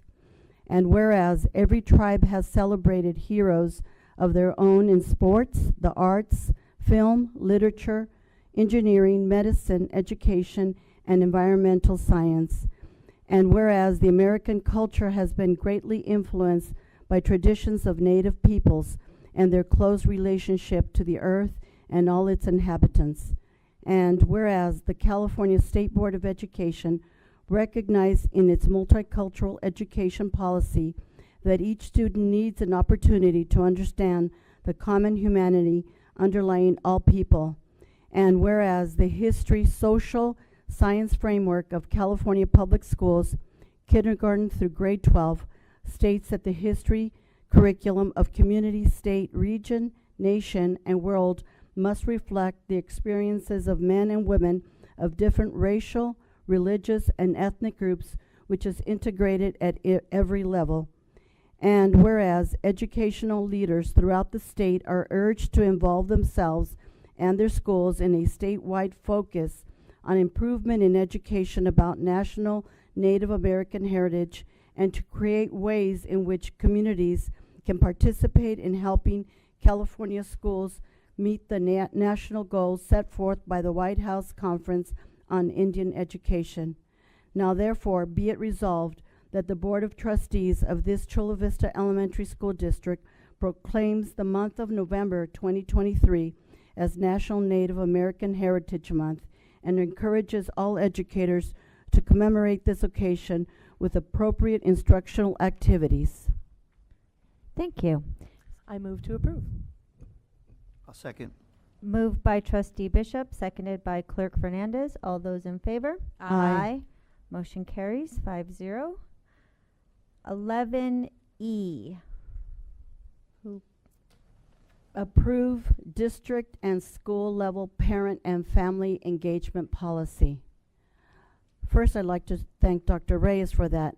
He and I have been having numerous conversations about that, and I know it's an ongoing outreach and has been established always, but it's something that I believe strongly we could do better. But could you please clarify what that pre-existing policy is so that the community can hear it? I noticed different font from some of the verbiage implying there's a pre-existing, while other verbiage implies new information, just the way it's written. Thank you. Dr. Reyes? Thank you, Trustee Dominguez Cervantes. Ms. Riggs, could you please clarify the information? There are parts that are new and are parts that are existing. So there have been some updates, and they have been developed around the guidelines. So you'll see that they have been in the past required by our Title I schools that receive allocations specifically for parent participation, and they're included in their SPSAs. And then non-title schools are not required to develop them. However, they have the regulations to include and have representatives in their DLAC and their DACs. So parent engagement, whether you're Title I school or not, is part of the success of all schools. And these are updated annually. And what to really answer, I guess, the differences of these policies is that Title I schools have had these policies in the past. However, to ensure compliance with federal regulations, we're making a concerted effort to ensure that all of our Title I schools develop and update their policies at the same time for consistency. And what will that concerted effort look like? They will be uploaded to their school websites. They are also on the overall website, and after the board approval tonight, we will have them uploaded, but we're waiting for approval first. What's going to be uploaded on the website? For the parents to read? Yes. For the very many parents that don't go to the internet? What would be the other option, the outreach? We do know, we recognize that we have to do outreach in different ways, not just that one way. Ms. Riggs, so for example, could it be possible to share with parents at DAC ELAC meetings? Correct, or at their school sites as they have their site teams or their parents' breakfasts with the coffees and making those available. And that's what I'm trying to hear. I'm trying to hear a very deliberate outreach. A very planned and deliberate outreach, and maybe each one, I don't know if there's, and I'm hearing some nodding, seeing some nodding there. I'm hearing some nodding, right? You do that, yes. We Thank have. you. But I'd like us to hear more about it. I know that at the last DAC DLAC meeting that I was at this last month, well, was it just 2 weeks ago, a charter parent approached me, and then a second one, and then a third one, that they've been segregated from the regular schools. they're now separated from the other schools, and the charter schools are not allowed to vote. I didn't get clarification on what they're not allowed to vote on, but I'm sure someone can share something with me. That doesn't encourage communication, and I don't think it continues the camaraderie, because charters could learn, and then the non-charters could learn from the charters. You know, there's an exchange that can happen there. I know that when I walked in, I was put in a separate table, which the separate table that I normally sit anyway, but it says guests. I no longer had the opportunity to speak to anybody else or any other school representation there. I don't know what changed. Yes, Ms. President, do you mind sharing what is the reason why the charter schools, the voting with the charter schools, and the legalities with it? Absolutely. Good evening, everyone. So one of the things that we want to make sure that we monitor is that we're following state and federal guidelines. So the DLAC for our district and LEA is comprised of district schools, the Chula Vista Elementary School District. Charter schools serve as their own LEA, so they are their own school districts. So when they are monitored by state and federal regulations, they have to have their own DLACs. And so what happens is we absolutely want that camaraderie, we want that partnership, but what happens, so we want them to come, and they're invited to come to our general DAC-DLAC meetings. However, when it comes to voting for any action items, district schools, district representatives are only allowed to vote for district matters. For the charter schools, they can hold their own DLACs, and so when they're holding their when they're doing their family and parent engagement, when they're voting for bylaws or whatever it is, they do that within their own LEA. I understand the concept of state and regulations, but charters are dependent charters. So we still have a say-so over what principles are there. You know, I don't know, I think I asked before, I probably need to sit down with someone who can have a conversation with me about the charters and the relationship, but I think that that's a lost opportunity for the camaraderie to happen. And so if they can't vote, I get it, you'll show me where it says that, but I think encouraging them to interact with each other, that's only a positive. Absolutely, and we can look at the seating configurations is something we certainly can do. Our charter schools will let us know if they're going to be attending, so that we do ensure that there is space for them. And a lot of our charter schools do love to come. They call us all the time. We collaborate with them with whatever their needs are. And so we just needed to make sure that we're following those guidelines, because when we do have to submit that paperwork, they do want to make sure there's a clear separation between the district schools and charter schools, just for that purpose. Mm-hmm. Yeah. I understand, but if we could work on having them not be segregated. You got it, absolutely. Thank you. That sounds fair. Thank you. I'll motion to approve. Second. Moved by Trustee Fernandez, seconded by Vice President Tamayo. All those in favor? Aye. Motion carries 5-0. And we are on 11F, pulled by the public. Mary Davis. This is agreement with YMCA San Diego County for participation in the outdoor education program for Harborside, Marshall, Parkview, Rice, Muraoka, Sunnyside, Valley Vista, and Robert L. Mueller Charter School. Hi, good evening, Board. Mary Davis here, government watchdog and also a current Southwestern College student. Go Jaguars. I wanted to alert your district and parents to some events that happened at Cajon Valley Union School District in El Cajon this past year, and urge you to look for alternatives to the YMCA camp. Last year, 9 students from Los Coches Creek Middle School returned from the YMCA camp with concerning allegations about how they were treated during their camp experience. These included withholding privileges and activities due to a child's failure to comply with compelled pronoun speech, counselors asking questions about their sexual orientation, and one flippantly telling one child that it was, quote, fun to be gay, as well as allegations of a highly inappropriate search and a quasi-frisk of a child who was lying down supine in an attempt to ferret out a hidden cell phone. An internal investigation by CVUSD and the YMCA staff found that the majority of the allegations to be true. What they dubbed a pat-down allegation was later sadly recanted by the victim, who was, as I'm sure you can empathize, in a tenuous family situation, the dynamics of which many of you could relate to as a welcoming city. However, despite the victim recanting due to those dynamics, the witnesses stood by their accounts of that frisk. As such, I would urge this governing board to look at for alternatives to the YMCA and instead perhaps look at Camp Cuyamaca, run by the County Office of Education. Your students deserve a safe and apolitical camping experience, one that preserves both their enthusiasm and their innocence. Thank you. Thank you.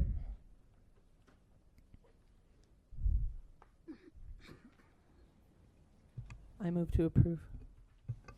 I'll second. Moved by Trustee Bishop, seconded by Clerk Fernandez. All those in favor? Aye. Any nays? I'll abstain. And one abstention. Motion carries 4 ayes, 1 abstention. Okay. Item 11H, Memorandum of Understanding with PICE. Ratify memorandum of understanding with Parent Institute. Since it has been in effect since October, do we have any feedback with, will SDSU share their data? Dr. Reyes? Ms. Casey? Hi, thank you. Yes, we can get that information for you. We have 2 classes running right now, and I'll have that in a board update. Thank you. Sure. Move to approve. Moved by Vice President Tamayo, seconded by Clerk Fernandez. All those in favor? Aye. Any abstentions? Motion carries 5-0. 11V as in Victor.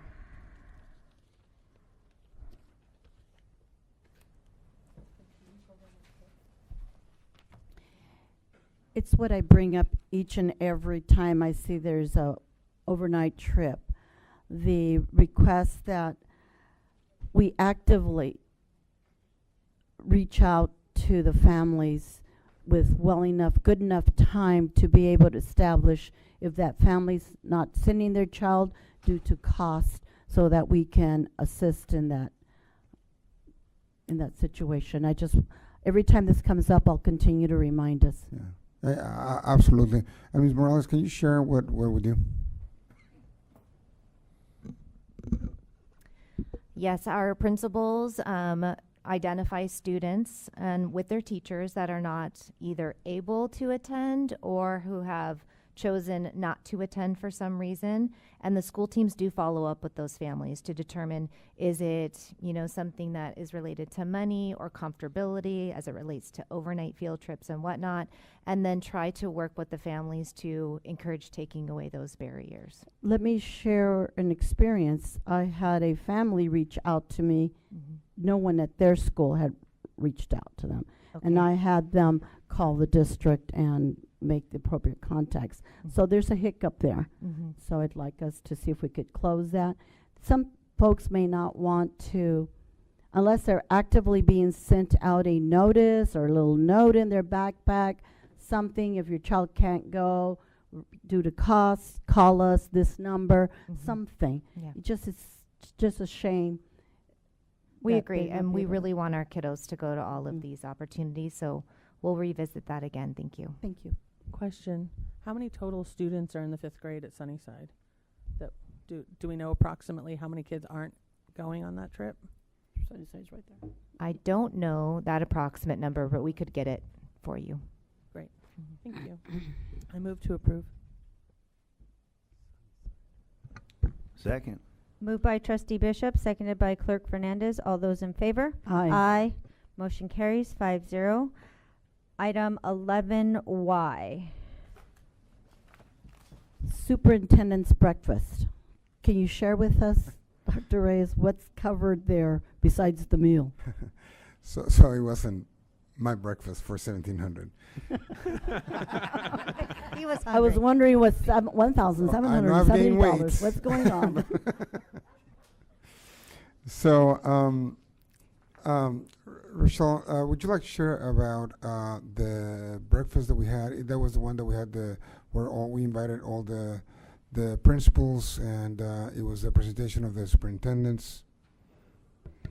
So this breakfast, again, as Dr. Reyes mentioned, was for superintendents and staff from around the South County. So it was all of the superintendents from the local neighboring districts, and they came together, and this was sponsored by the SAA, the Southwest Administrators Association, right? I'm sorry, drawing a blank there. Put this together.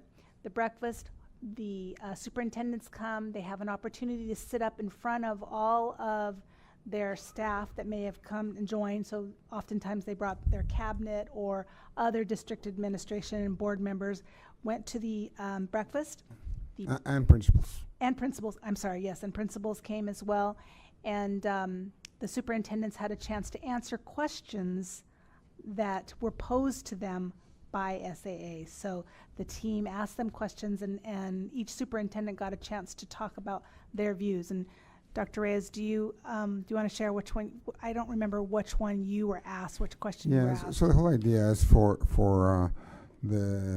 cabinet, for principals, for other staff members that attend. It's a big event that they get to hear from the superintendents from the South County, which is Coronado, Southwest, San Isidro, Sweetwater, and National City, and Chula Vista.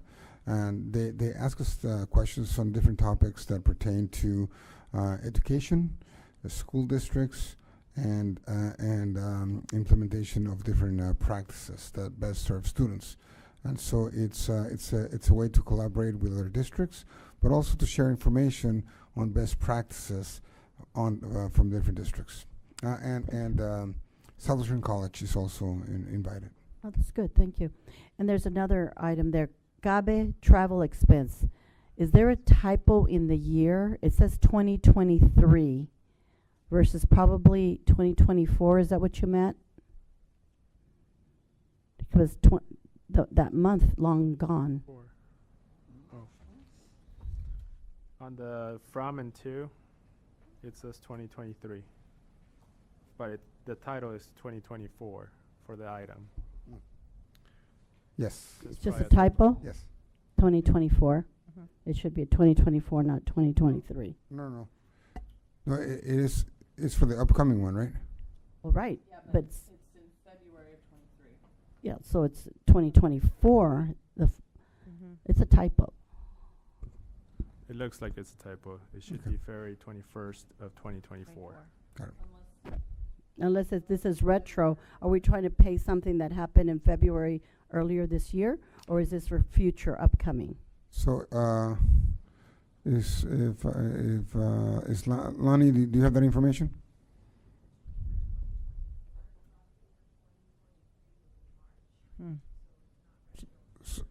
It's for 2024. So it is 2024. Okay, so it's just a typo. Need to correct that? Okay. Anything else? That's it on Move to that. approve the item. Second. Moved by Vice President Tamayo, seconded by Trustee Bishop. All those in favor? Aye. Aye. Aye. Motion carries 5-0. Mr. Romero, if you will announce our newly hired and promoted employees, please. Great, thank you. It's super exciting this evening to introduce 3 of our newest hired employees, or employees that are coming into a new position. I'd first like to call up to the podium Mr. Ryan Santos. Ryan Santos is a 23-year educator here in Chula Vista. He's a community member, super dedicated, and I'm proud to introduce our newest director. He's going to be responsible for equity, access, diversity, and we're super excited to introduce Ryan Santos to our district. Congratulations.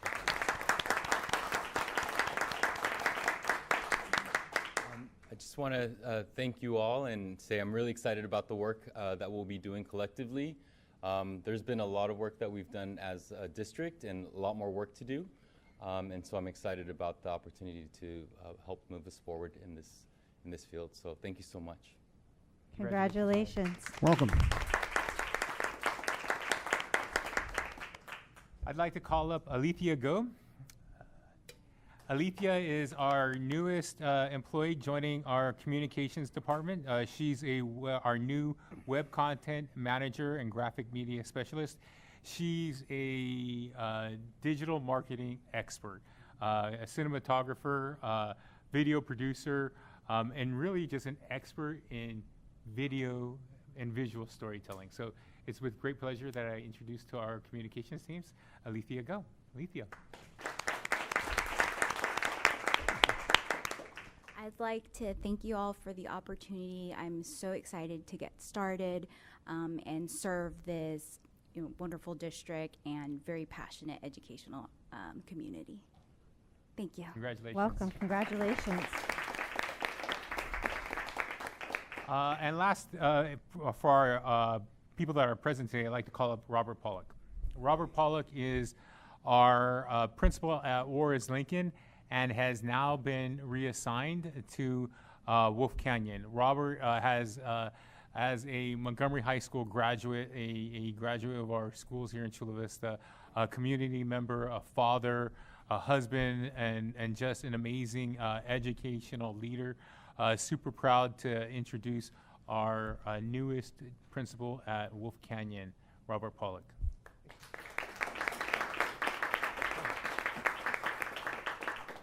Thank you, everybody. I feel very blessed to have this opportunity.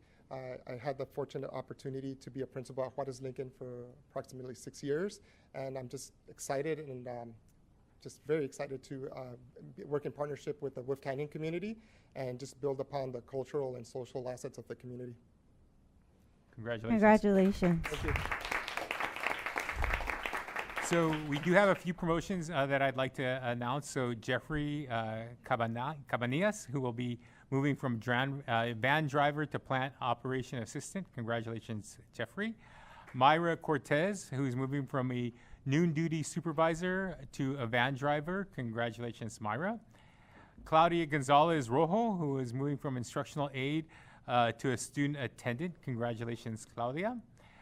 Carla Marin, who's moving from noon duty supervisor to an instructional assistant in our special education department. Congratulations, Carla, and that concludes our promotions. And Congratulations. I would like to take a 10-minute break and return at 8:50, please.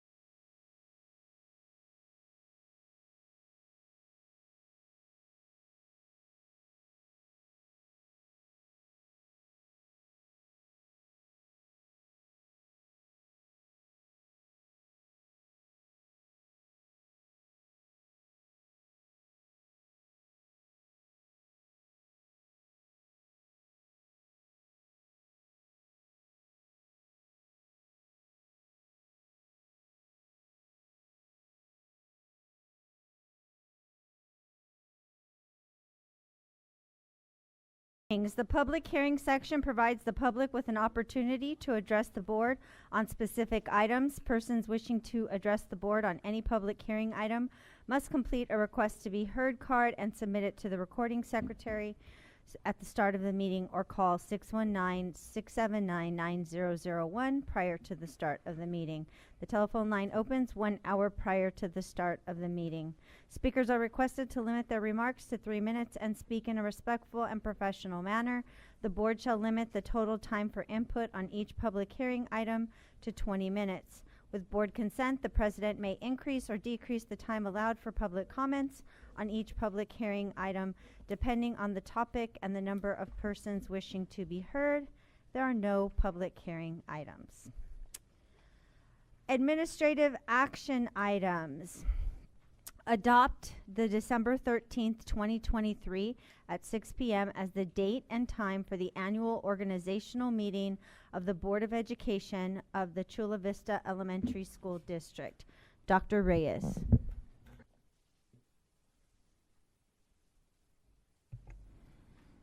So every year we're required to have an organizational meeting. The organizational meeting is when the board votes on who's going to be the next president, vice president, and clerk for the following year.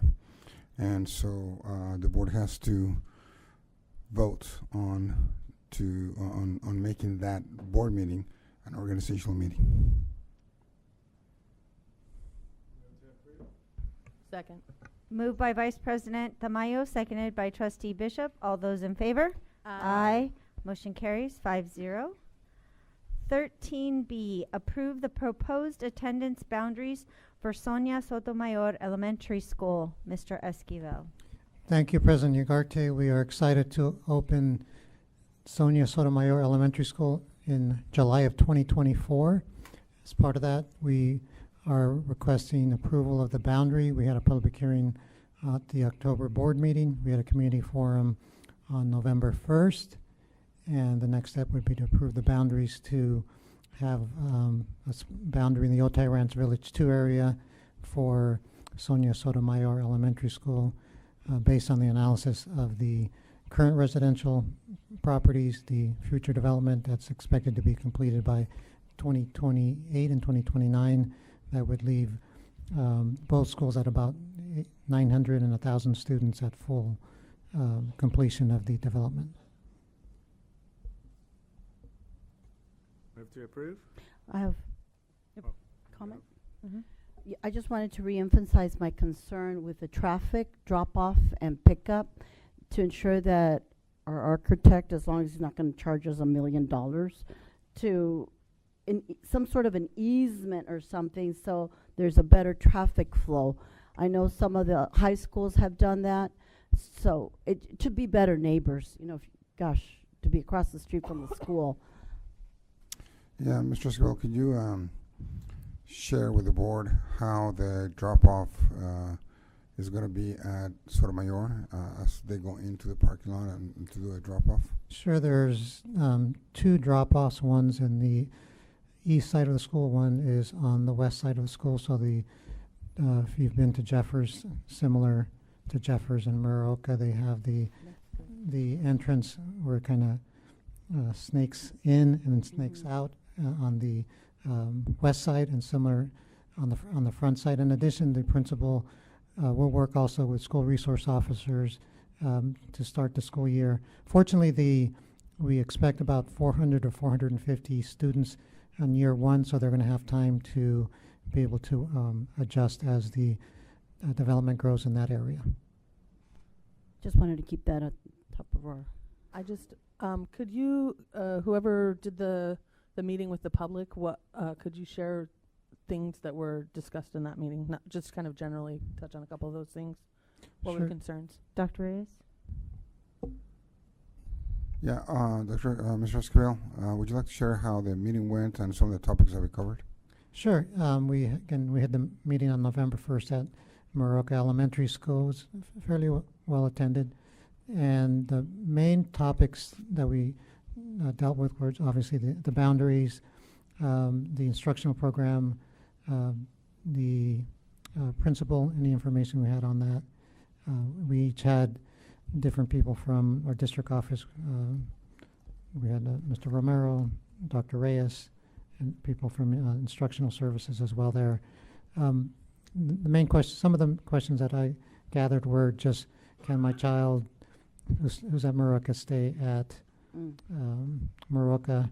And there will be space at both school sites, but I mentioned that we're going to have a brand new school, and that I'm sure once they see the school, they're in the boundary, they're going to want to go to that school. That's what's happened in the past on our prior schools.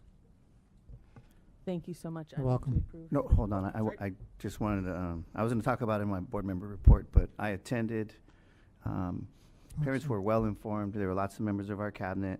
There were lots of questions around dual immersion, and Lonnie Perez was there to answer all of those. There were questions around TK, and Dr. Madrigal Patel was there to answer all of those. I felt the questions that parents asked got really answered, and I felt they were satisfied. So I appreciate all of y'all that showed up and made that happen. Thank you. Go ahead, your motion. I move to approve. I'll second. Moved by trustee Bishop, seconded by clerk Fernandez. All those in favor? Aye. Motion carries 5-0. Adopt the resolution approving an agreement and escrow instructions for the purchase of real property in Eastern Urban Center of Otay Ranch and delegating authority to complete the purchase. Mr. Esquivel. Thank you, President Ugarte. The district has the opportunity to purchase a school or school property at the Millennia area at Chula Vista and Eastern Otay Ranch. This is the property that was identified back in 1998 mitigation agreement. It's the last property available at a discount to the district. The acres, about 6.36 acre site at about $3.3 million, about $525,000 per acre. Current fair market value that we had an appraisal about 2 years ago on our Sotomayor site was about $1.7 million per acre. So it's well in excess, and we have the opportunity to purchases. There's a declining window of opportunity to purchases because of the development is primarily complete at Millennia. So the developer, the Meridian Group, has a small window for us to purchase this site at the discounted price that was enabled back for the 1998 mitigation agreement. Thank you. Any questions from the board? I do. I'm just going to read my comments that I wrote when I read the documentation so that it has some flow. I realize the time urgency to purchase it, but I'd like to know what the deadline is. I don't need to know that right this second, so I'll read the rest. While the language states the school district will waive CEQA procedures as a condition to close escrow, I'm still very concerned we may not have a buyer willing to do the same if conditions prove that this property is inadequate for our school district, which would impact the price we would be able to then sell it for. We have to make an educated decision before purchasing it. I understand the price is like cheap, but I'm concerned about these. I have these concerns. Without the CEQA process, what else can you share with us? Do we have before us to make an educated decision? What if the property is sitting on something like the Delta smelt?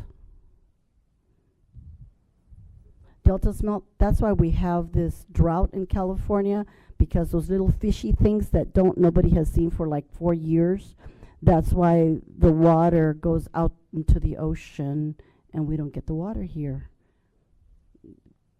The Delta smelt, it's a little itsy bitsy little thing. Yes, that's why that's my point. What if that property is sitting on something like that, something that prohibits us then being able to sell it later because no one will buy it, no one's going to waive the CEQA. Those are my concerns. I can address that question specifically. This site property has been approved by the Department of Toxic Substance and Control, so there is, it is already approved as far as the site and the soils for building as a school. CEQA will be more of an issue regarding any kind of noise issues that is generated from use of that site. So there is no question regarding the soil of that site and the. Do we have something in writing? I just Yes, we have the developer, Millennia Group Meridian, took the advanced work to get that approval done. So Sequin's only going to, as far as you're concerned, or we're concerned, it's just the noise and nothing else. Why would we need CEQA then? Because it depends on what you're going to build there. If it's a school, then there's certain. Well, that's noise. Correct, but if there's a different type of use. And it also, we know that there's already residential housing in the area, so a lot of the CEQA work on the other sites have been done, so it'd be different if there was that site only on a development. So much of the work has already been done on other areas, so we have confidence that however it's used, as long as it's for a school use. In the purchase agreement, you'll notice that it will not be used for a transportation yard, a mechanics use, which probably could make more noise. So no discotheque is what I'm hearing. no. I move to approve. Oh, sorry. Do you have further questions or comments? No. Then I move to approve. I'll second. Moved by Trustee Bishop, seconded by Clerk Fernandez. All those in favor? Aye. Any abstentions or no? I abstain. I don't feel I have, I don't feel we have all the information before us, and that would be the reason why I'm abstaining. Motion, thank you. Motion carries 4 yes and 1 abstention. Item 14, first and second readings of board policies, administrative regulations, and board bylaws. Letter A, the first reading and second reading, possible revision, proposed revisions to administrative regulation AR 1240 and board policy BP 1240, volunteer assistance. Mr. Romero. Thank you, Governing Board and Superintendent Dr. Reyes. This is a revision to our volunteer assistance board policy and administrative regulation. It aligns with current laws and procedures under California Education Code 45125. And changes basically are average volunteer time from 2 days per week to 2 days per month, and regular volunteers being more than 2 days per month. Madam President, I have a follow-up question. Should I go first? Or how does? In December 2022, when I first started, I asked to be included in the updating of the board policies with Mr. Tamayo. Trustee Tamayo was taking the lead. Just moving forward, where appropriate, I'd like to have that previous consensus honored. I don't know where that falls. Thank you. But AR 1240 on page 2 of 6 of this agenda item, 14A, I just wanted a definition of what reasonable means. That's one question. And then on page 3 of 6 of this same agenda item, 14A, in regards to the TB test, I'm just wondering if this test is funded or administered by our district. And along those same lines, on page 4 of 6 of this same agenda item, also calls out the requirement for TB testing for our volunteers. Is this test funded or administered by the district? I know that Mr. Romero has shared previously that there's certain tests that our employees have availed to, but if we have to send our volunteers out to pay for something, I'm just curious as to what the funding or support is. Dr. Reyes? Yeah, Mr. Mayor, could you share the process for clearing volunteers in regards to the fingerprints and the TB tests? Yes, so fingerprints are handled in-house through our Human Resources Department. Tuberculosis testing is one that's covered by the state of California. So if you're insured or even if you're not insured, a TB test to minimize and mitigate any uptick in tuberculosis is a funded test. So similar to like a COVID test or anything like that. Right, so we send them somewhere that they can get this for free? So it's everywhere that it's for free. So they'd have a list that we could provide them? right, and so tuberculosis is also one of the tests that if you've tested negatively for it in the past, it's just a one-page questionnaire that you can have that your doctor do or a nurse do or any pharmacy do. We also do those in-house as well. So yes, at no cost to our. Okay, that's good. So tuberculosis, fingerprinting. You do it here. reasonable- And the other question was the define what reasonable means on Yeah. page 2 of 6 of this agenda item. Right, so the district has addressed reasonable in this instance by enlisting our Raptor program. So our Raptor program runs a full sex offender check on all of our visitors and volunteers. So that's not a requirement, that's an added step that the Chula Vista district has made to ensure the safety of our volunteers and visitors. Thank you. Hi. So I kind of have a question and then a request. My question is events that are sponsored by the school directly, such as a book fair, when it's not covered, because I see the last line, and I love the last line, the policy does not apply to activities sponsored by parent organizations. But if the school itself is sponsoring a book fair or some sort of one-time event, but it's a multi-day thing or a multi-day prepping, are folks that want to volunteer for that event required to go through the tuberculosis test, the fingerprinting, all that?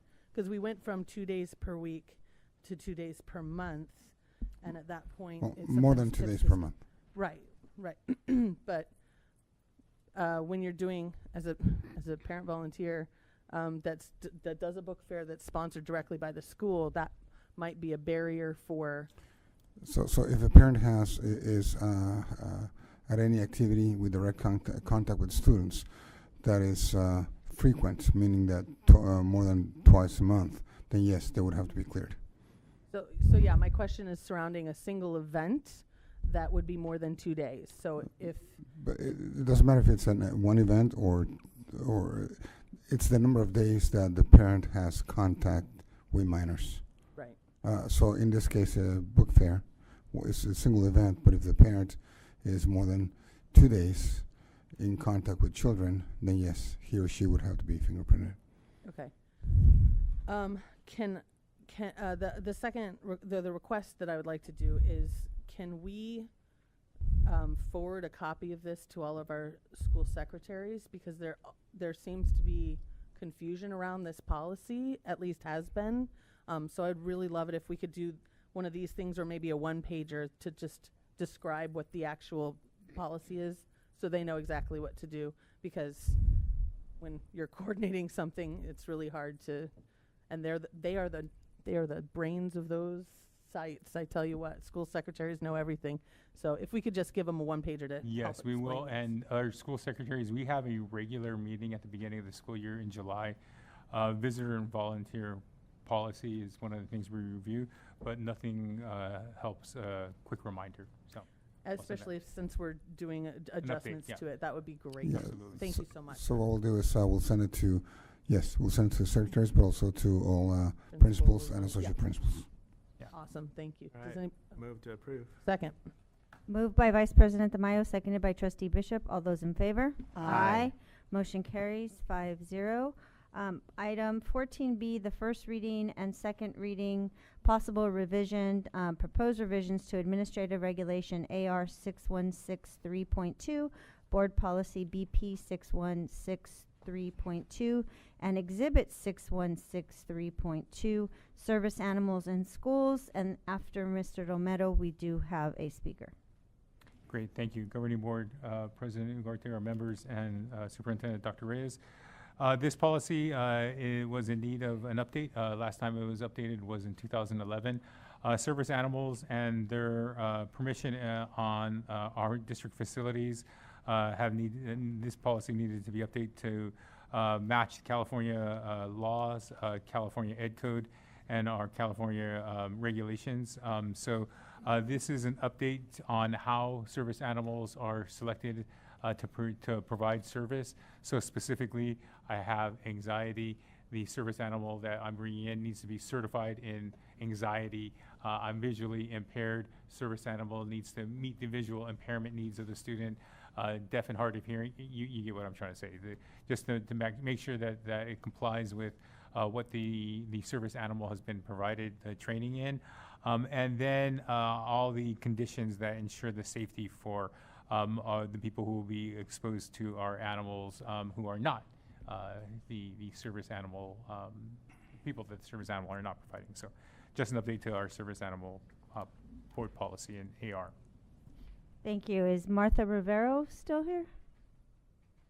Okay.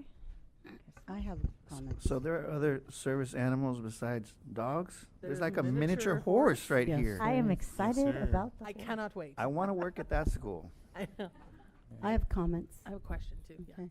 I'll read my comments.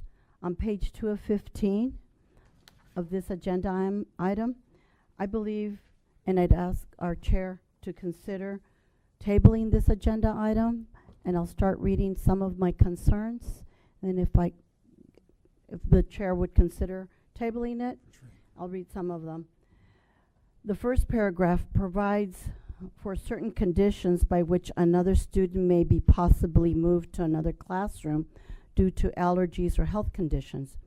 But what if the teacher or any other staff or any other child is afraid of the animal?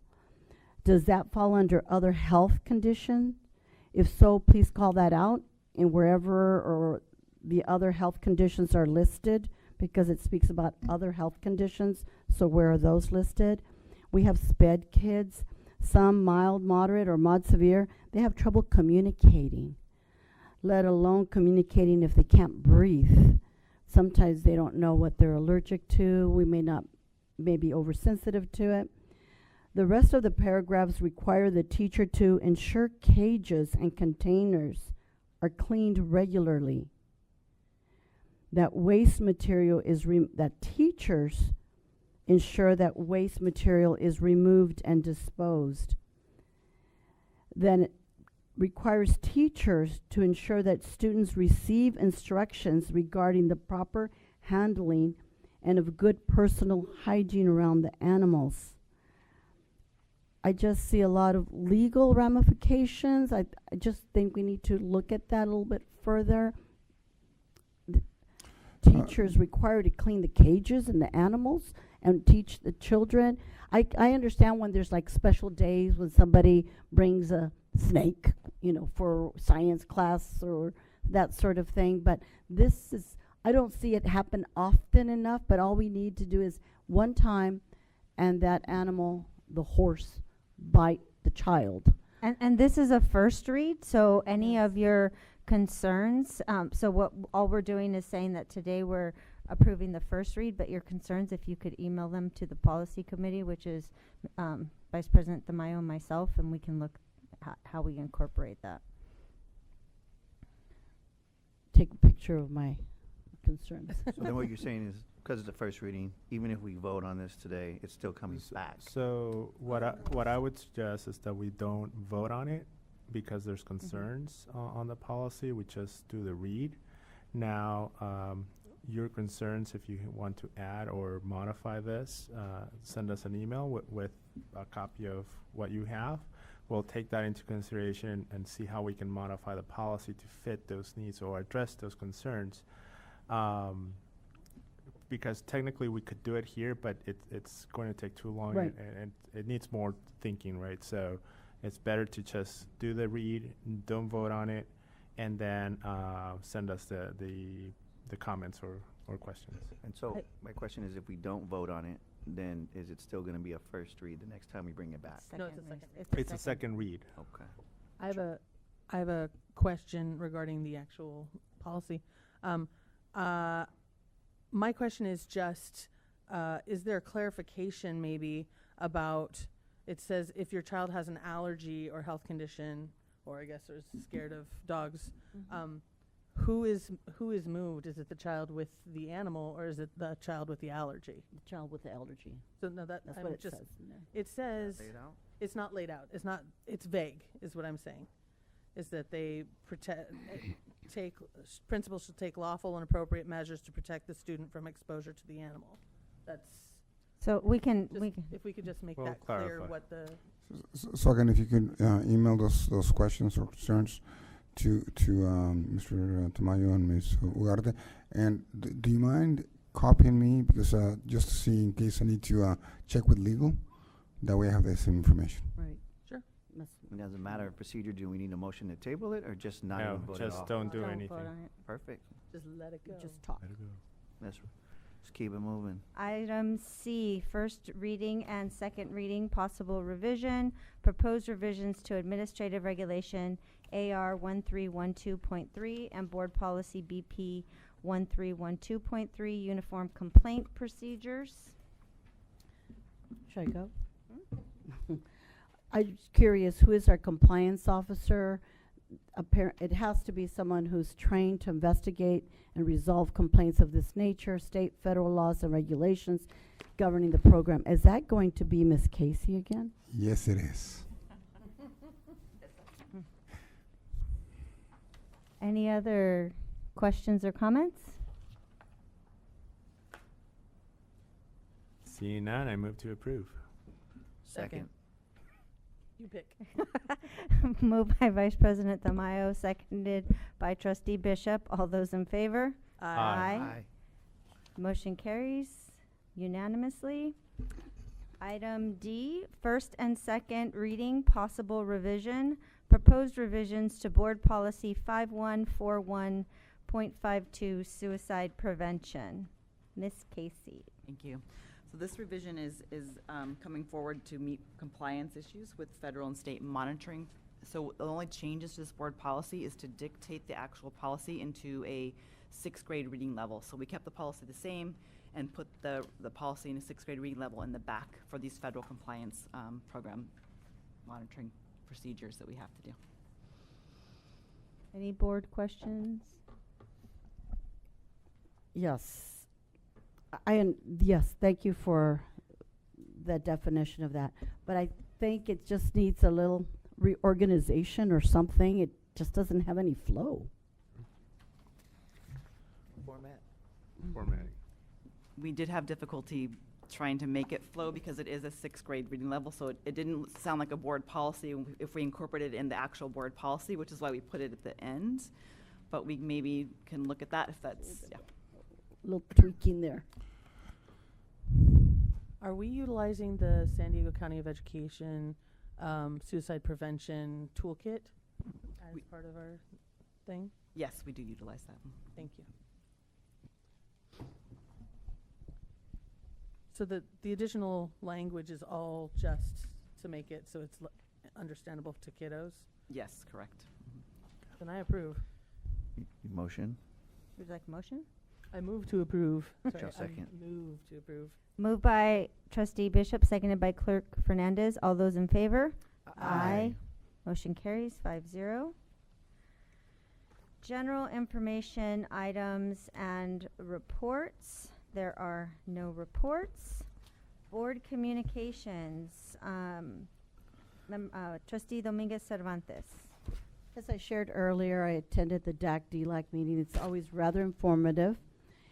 I appreciate that, and I've already shared my concerns with the charters and that. So I participated in that 16th Annual Veterans Day Parade, as were some of my colleagues and Dr. Reyes and Trustee Fernandez.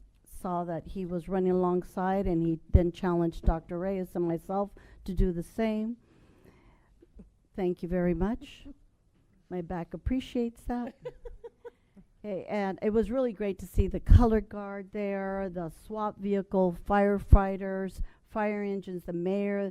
The keynote speaker was amazing. And Master Chief Michael J. Washington, retired USN Master Deep Sea Diver. It was really cool. He had big pictures of that I don't know what he had to fit into. It looked bigger than an astronaut's suit. That must have weighed, I think he said 300 pounds. That's how we deep dived. It's just crazy.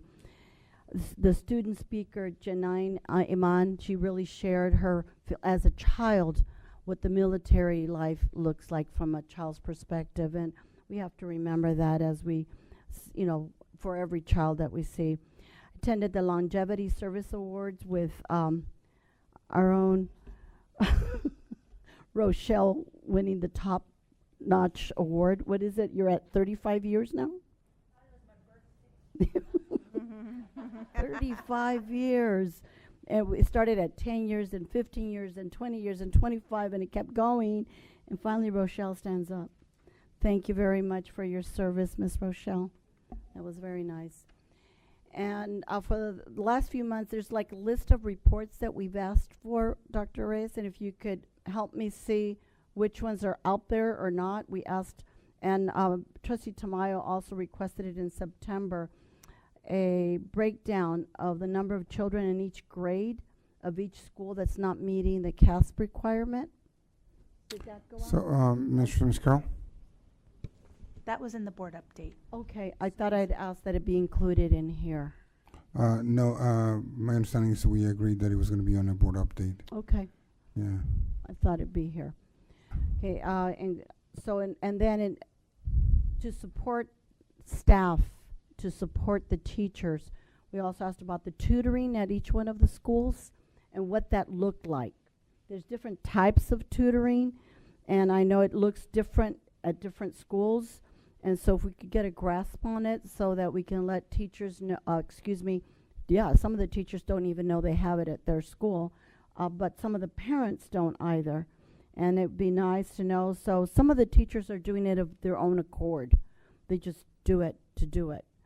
But it's not that something available as a norm, so we need to know what is available on a schedule type of a thing.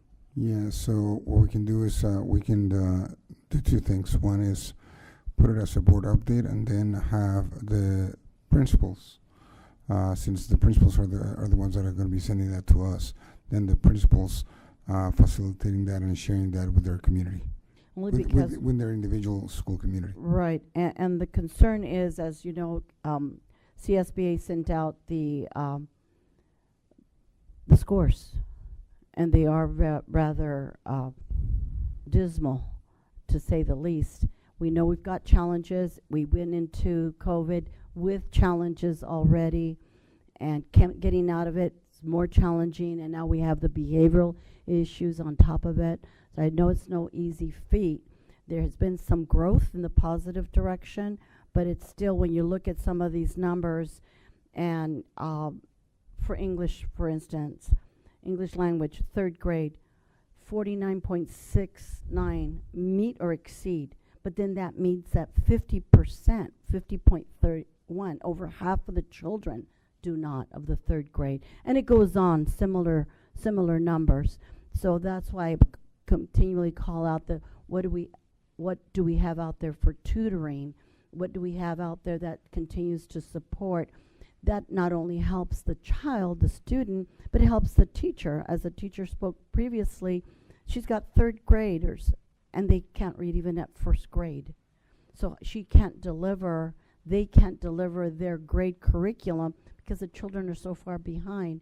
And I know we've talked about some other possible solutions, and I'd like us to see, and I'm sure our trustees would agree, that that's our focus. Their academic, besides their general wellness, their academic achievement, and these are just so dismal that it continues to be concerning.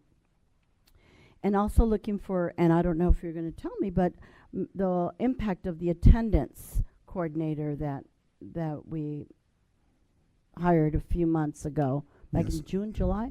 Yeah, so Ms. Casey, my understanding is that it was sent on a board updates. I saw the graph. Yes, we're sending the graph on the board update weekly, so you can see the progression. So, and then the updates on how she's working with school sites on a weekly basis will be in your board update. I think this is her 3rd week putting this in the update. Correct. So on a weekly basis, we send the updates that that show the growth or where we are school district-wide with the attendance, and then also the steps that she's doing, the interventions or the things that she's doing to support attendance at sites. Okay. And the employee retention, I know we're working on that. As far as Mr. Romero's already got a survey happening for exiting employees, and I'm sure there's other procedures in place for employee retention that we're all jointly working on. Thank you. Also, we also spoke about the TK students. How many do we have in each school? Is that also on that report? Yes, we sent that, the number of TK? TKs. Yes. Okay. It's also on the board update. It was last week? Last week. Last week? Yes. Okay. As we hear over and over again, the TK children are just a lot more challenging, and it is a different, they're just not that mature enough yet, you know, to go on to the school, and our teachers are struggling because to boot we have them mixed with kindergartners and first graders. So then you wonder the challenge of the first and second grade, or excuse me, the kindergarten first grader. The teacher has to focus on this TK child who's having trouble going to the bathroom. I've went to some of the classrooms that teachers having to focus on potty training. That's concerning. So I don't know what we can do to support our teachers, but that continues to be a concern of mine. Were we even ready to take TK children on? Yeah, we do. It's not mandated.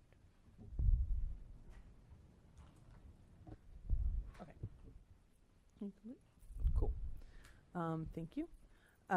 So I wanted to shout out Dr. Reyes's performance at that administrator's breakfast. That was really cool to see you representing our district, and it was great to see so many of the leaders from our district representing in that room. I know that was right before the last school board meeting, but I just wanted to mention it since it came up. I was honored to speak at CVLCC as a member of the community talking about costume design. That was really fun. And so I wanted to thank CVLCC for inviting me to that. I wanted to say how much I appreciate Jenny Vignac and that team with the open enrollment has been. It's always tough, but it's a tough one this year. So I wanted to thank them for organizing the insurance check-ins so that we could see what was happening. I also got to go to the Veterans Day event at Veterans. It's one of my favorite things to do each year. And I did race Trustee Fernandez doing high fives up the, but this time it was uphill instead of flat. And I did not expect the uphill part, and I definitely needed to use my inhaler when I got to the top of the hill. But it's always a joy to participate in that. And it was, and I appreciate all the people from Veterans that worked really hard to put on that event. So thank you to all of those folks. Oh, I wanted to thank you all for doing the San Diego Blood Bank drive. I know it was a couple months ago. I missed it here, and I rescheduled, and now I'm a regular blood donor, and it's meaningful to me. I know this is totally weird, but I donated blood because of the CVESD drive for the first time ever. And after I donated, my mom was in the hospital and needed 2 units of blood. That was my type. And so a little part of me feels like because of CVESD doing that, I donated, and maybe some of my blood went to help my mom. So that was kind of cool, and I wanted to thank you for organizing that. I also wanted to say I'm very excited about the upcoming annual education conference in San Francisco that some of my fellow trustees are attending with me. I'm really excited to represent us at the Delegate Assembly from the 27th to the 29th. I will be on the funding committee asking for more funding for mental health supports in districts all over California. So I will be lobbying for that in that space, and also I'm looking forward to all the great things that we learn and can bring back to the district to share, where we get to go to all these workshops and learn all these great things. So I'll be sure to have a share out at the next meeting. I know you appreciate that. Hey, we're sending me. Let's share it out. So I also want to say thank you to everybody for all your work this year. I know November 1st was practically yesterday, it feels like, and Thanksgiving is tomorrow. But we're almost there. We're almost to the end of the year, y'all. But I hope everybody has a lovely Thanksgiving break with their families and gets to take some deep breaths and self-care moments. And I appreciate all the work that you do, everybody in this room and everybody that's in all of our sites. So thank you so much to everybody. I spoke earlier about how I attended the boundary meeting for Sonia Sotomayor Elementary. Also, Trustee Dominguez Cervantes brought up the DAC-DLAC. I always enjoy seeing our cabinet sitting with the board of DAC-DLAC. It just shows how much we value parent voice and input. I had an amazing visit to Lauterbach Elementary at the request of a former principal by the name of Herb Felber. He's 90. He was the principal in 1978. And he brought a couple of documents from those times, like written on a typewriter. But most importantly, he wanted to talk community schools because CVESD was doing that back then. Okay, so we have always been at the forefront of community schools. He even added in like this little, almost looked like a time card, but it was a list of all the staff members. So I was kind of looking for last names I might know, but super cool that he brought that. I want to thank the speakers that came out and spoke on behalf of their obviously very amazing teacher. It was very heartfelt, and I appreciate Trustee Tamayo asking for that to be on the agenda for our next meeting. On the business side, I'd like to request that the SABRE report be added into our next update or a subsequent board update, right? So we can look at salary and benefits as it pertains to districts that are like us. I'm trying to get a better picture of where we rank, okay? My tia worked for Calexico Unified for like 38 years, and they recently got a 25% increase on wages, but they still only rank number 4 in the Imperial Valley. So that just kind of shows you how things are very relative depending on where you are. So I'm just trying to kind of hone in on where we stand, because if we're not paying competitive, then we're just going to continue to have staffing issues. I also want to lastly, I want to thank the Emo Brown Foundation. They're a foundation that raises a pretty decent amount of money with their events. And this year they've chosen to work with John J. Montgomery Elementary, and they will pay for 6th grade camp for those families that need that support. So I want to thank them, and that's it. Wow. We should definitely have some recognition for the Emo Brown Foundation for those donations and making camp possible for many kids. On the business side, along with the SABRE report, if you can break down almost color pencils type of deal, how did we spend, or how we allocated that extra 11% that we received? Just so that there's context there for us as we making decisions of what that impact could be as we make decisions. Also, there was a comment earlier by, I want to say, a staff member that they had to pay for food while traveling. How does it work here? I know that, for example, for SDCOE, yes, I do have to pay for my food, and then I get reimbursed someday. Normally it's in the 30 days window, but normally. What's the process here? Mr. Esquivel? Very similar. Through the travel request, staff who is going, once they get authorization by their supervisor, lists travel, meals as well on the box, and once they come back, they get reimbursed for those, just similar to you. Do they also have to pay for their hotels, or is that covered by the district? It's covered by the district. You use the district Cal card to cover Okay. that. That's good, because at the county, we have to pay for the hotel, and then we get Yeah. reimbursed. For the registration and the lodging, use the Cal card. Good, good. Well,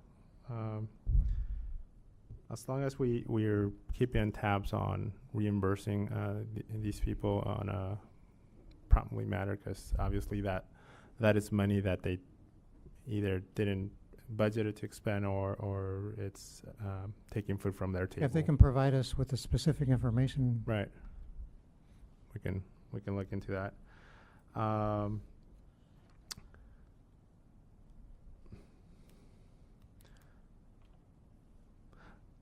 I'll leave it at that for business items. For the rest, I just want to congratulate Ms. Rochelle Carroll again for your 35th birthday. So thank you for your service and your contributions to many generations of students here. Obviously, you have created an impact to many of our kiddos, and many of those kiddos are working for us now. So, which is great that when they come here and reference that you were their teacher, or you were part of their instructional journey. So that's amazing, and it feels good to hear that. And also, I want to wish everybody a happy break, to rest, spend with families and friends, and make sure that you disconnect from work. That's important. All right, that's it. Thank you. Echoing what everyone else said, this month I had the opportunity to attend the soup tank with Dr. Reyes, where he pitched for more libraries of the future. And it was an event much like Shark Tank, where 9 superintendents, I think, pitched ideas and asked for either donations of time, money, different things, so that they could improve their schools. And so while I was sitting there, I was sitting with San Diego County Office of Education trustees, Dandelon and Gonzalez, and I was so excited about some of our libraries of the future that we already have set up. They said, we want to see it. So last week I had the pleasure of taking both County Office of Ed trustees to Los Altos to see the library under the work of Mr. Diego Jimenez at Los Altos. And while we were there, we got to see a TK class come in and have them have the librarian read to them, and the excitement of teaching them how to check out books. And we got to watch that whole process. And then as they left, I mean, they were back to back. Then a second grade class came in, and he was teaching them how to use the electronic card catalog. And I remember when I was in elementary, it was these little cards. So, but we were helping the students access that. So it was very exciting. I think that both trustees were very impressed with our Library of the Future at Los Altos. I know they were very impressed with our, I call it our little school, our little gem there. In the hills, and so that was very exciting, and I look forward to getting out to more sites in the future. And like everyone said, please take some time, unwind. I appreciate all the speakers tonight. I appreciate the advocacy. We are listening, and I will be doing some reflection over this week about being grateful and the considerations that you all brought forth. You're on item general information and reports, item number 15. We still have 16, right? I mean, you're saying your farewells. No, we're on 16. There were no reports. Oh, I did ask for reports. And that's where we were all saying where we okay, where well, we I went still have this something month. on board comments then. Because I thought you were on 15. 'Cause you said general information and reports. So that's why I just focused on that. Oh, and then I went to board communications because there were no reports, and you did report where you've been. So. Oh, yeah, where I've been, but board communications, I still have other items.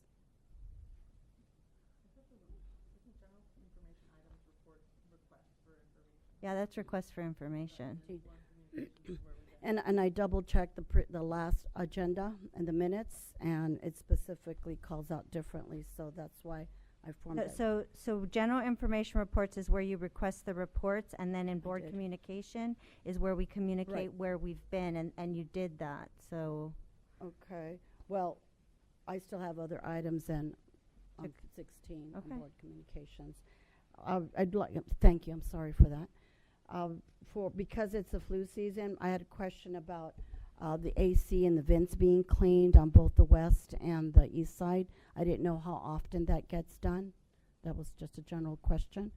And the other is the health insurance enrollment. One of the speakers addressed it briefly, but I don't know that everybody knows what SEMSA says as far as the requirement. I quote, these are the only eligible persons, employees and their eligible dependents who work in San Diego County or Tijuana and meet the following definition of, quote, Mexican national are eligible. These are the definitions. A person born in Mexico, a person born in another country with a Mexican father or a Mexican mother or both, a foreign man or woman who marries Mexican man or woman, a foreigner who becomes naturalized in Mexico.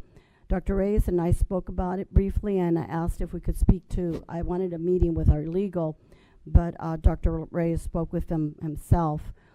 And the response was, and you can clarify that, Dr. Reyes, for me, was that because there's other health insurances available, it's not discriminatory in nature. The woman who brought it to my attention is a white teacher. Why are we talking about race? But she's a white teacher, a single mother with 2 daughters that speaker spoke about, who's going to leave the state because of the situation. She can no longer afford her current health insurance. She looked into SEMSA only to be shut out because of her ethnicity. The speaker who spoke, she's Colombian from Brazil. Anywhere in South America, you still don't qualify based on your ethnicity. Now, if this does not sound discriminatory to anyone else, this does to me. If it was a reverse, we wouldn't stand for it. I'd like something in writing from our legal department telling us how this is not discriminatory in nature.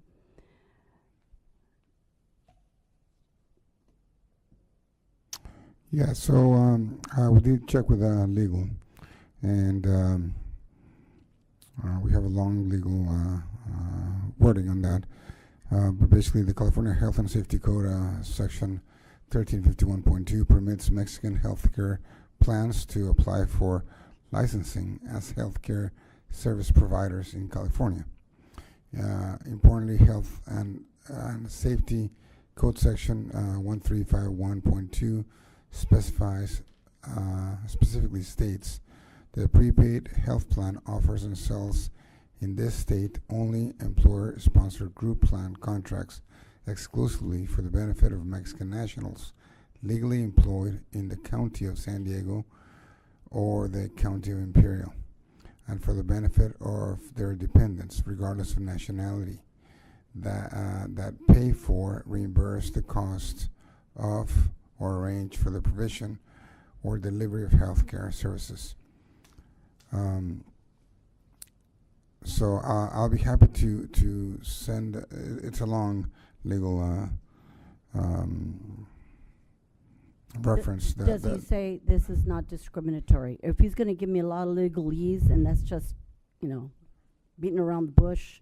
Correct. So it does state that because this is one of several health plans, and that this plan covers employees. The services are offered in Mexico, not here in California, but in a different country, and that because we do offer the choice of other service providers, it does not constitute a discriminatory practice. But I'll be happy to send this to the board. Thank you. That all? Yes, thank you. Thank you for bearing with me. Dr. Reyes? It's your superintendent's report. Okay. So I just want to say again, thank you everyone for, and I'm wish I could have said thank you to everyone that was here and all the teachers for all the hard work, everything that everyone does. I know we're going to have 1 week of rest. Well, most of you will have 1 week of rest. And a well-deserved rest. And I just want to say that, next week is going to be Thanksgiving. And,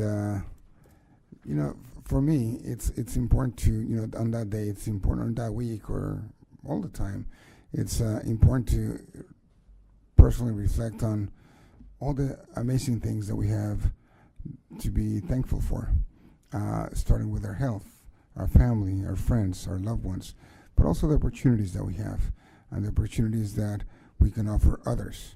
So to me, being thankful is truly about almost giving, because we give back what we have received in so many ways through so many people.